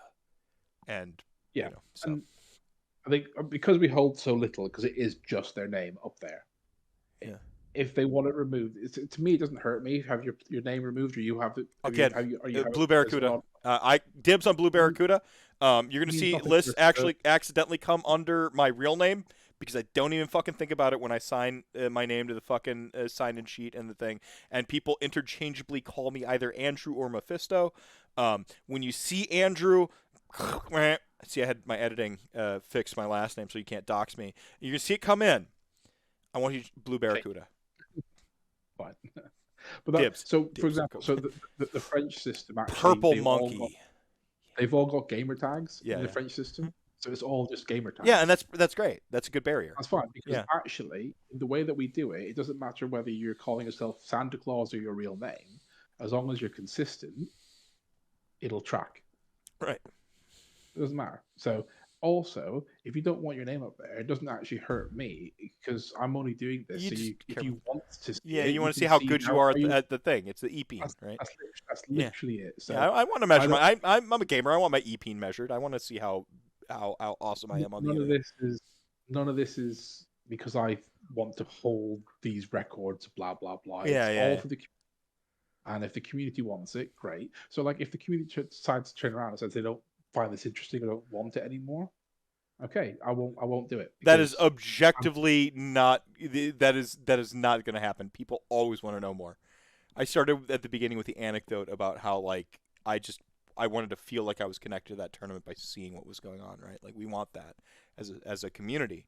Humans are hyper-social creatures, except for Haywo. He's somehow like the only one who's fucking immune to like social needs. I don't know what amazing paragon and next level of enlightenment he has achieved, but most folks need that, like, some feeling of that connection in the community and wanting to be blah blah blah. And I get it. I get it. Like, I think transparency, data, I think all these things are great. I think they're great for a community, especially. The only way you get accountability is with information and transparency, right? Like, and accountability is important, because you don't know if someone's a good faith actor or bad faith actor. You don't know what people know inside their fucking heads or think up here. Like, you have no idea. The only way we can check each other, and some people just do shit on accident, but the only way you can sort of account for malice is just to make sure that people are as informed and there's consent at as many levels as possible, and that the power and the information is dispersed. That's me, but I'm being my weird self. All right, man. I said the final soapbox was earlier. I think this is a great interview. Final soapbox is I'm going to go to sleep. Is that what it is? Absolutely. It's 5 to 5 in the morning. Jesus. So, dude, you crushed it tonight. This is an excellent episode. No, thank you very much for having me on. It's been good fun. You've been an excellent ambassador for all you do for this community. What you do is I don't think it should go unsung. This is hard work. It's a lot of personal hours. And I'm going to give people a tip. If you're as dirty lefty as me and you choose to do something for the community, there is no shame in doing it on the clock for the job that pays the bills. They're already exploiting you. Just exploit them back. Get paid for your labor however you can. Not commenting on that. I am, of course, the Magical Mister Mephisto. This has been Ziggy. Chat gang, you're the show with the show. The reason we do this thing. Remember to drink your milk, pay your taxes, be excellent to yourselves.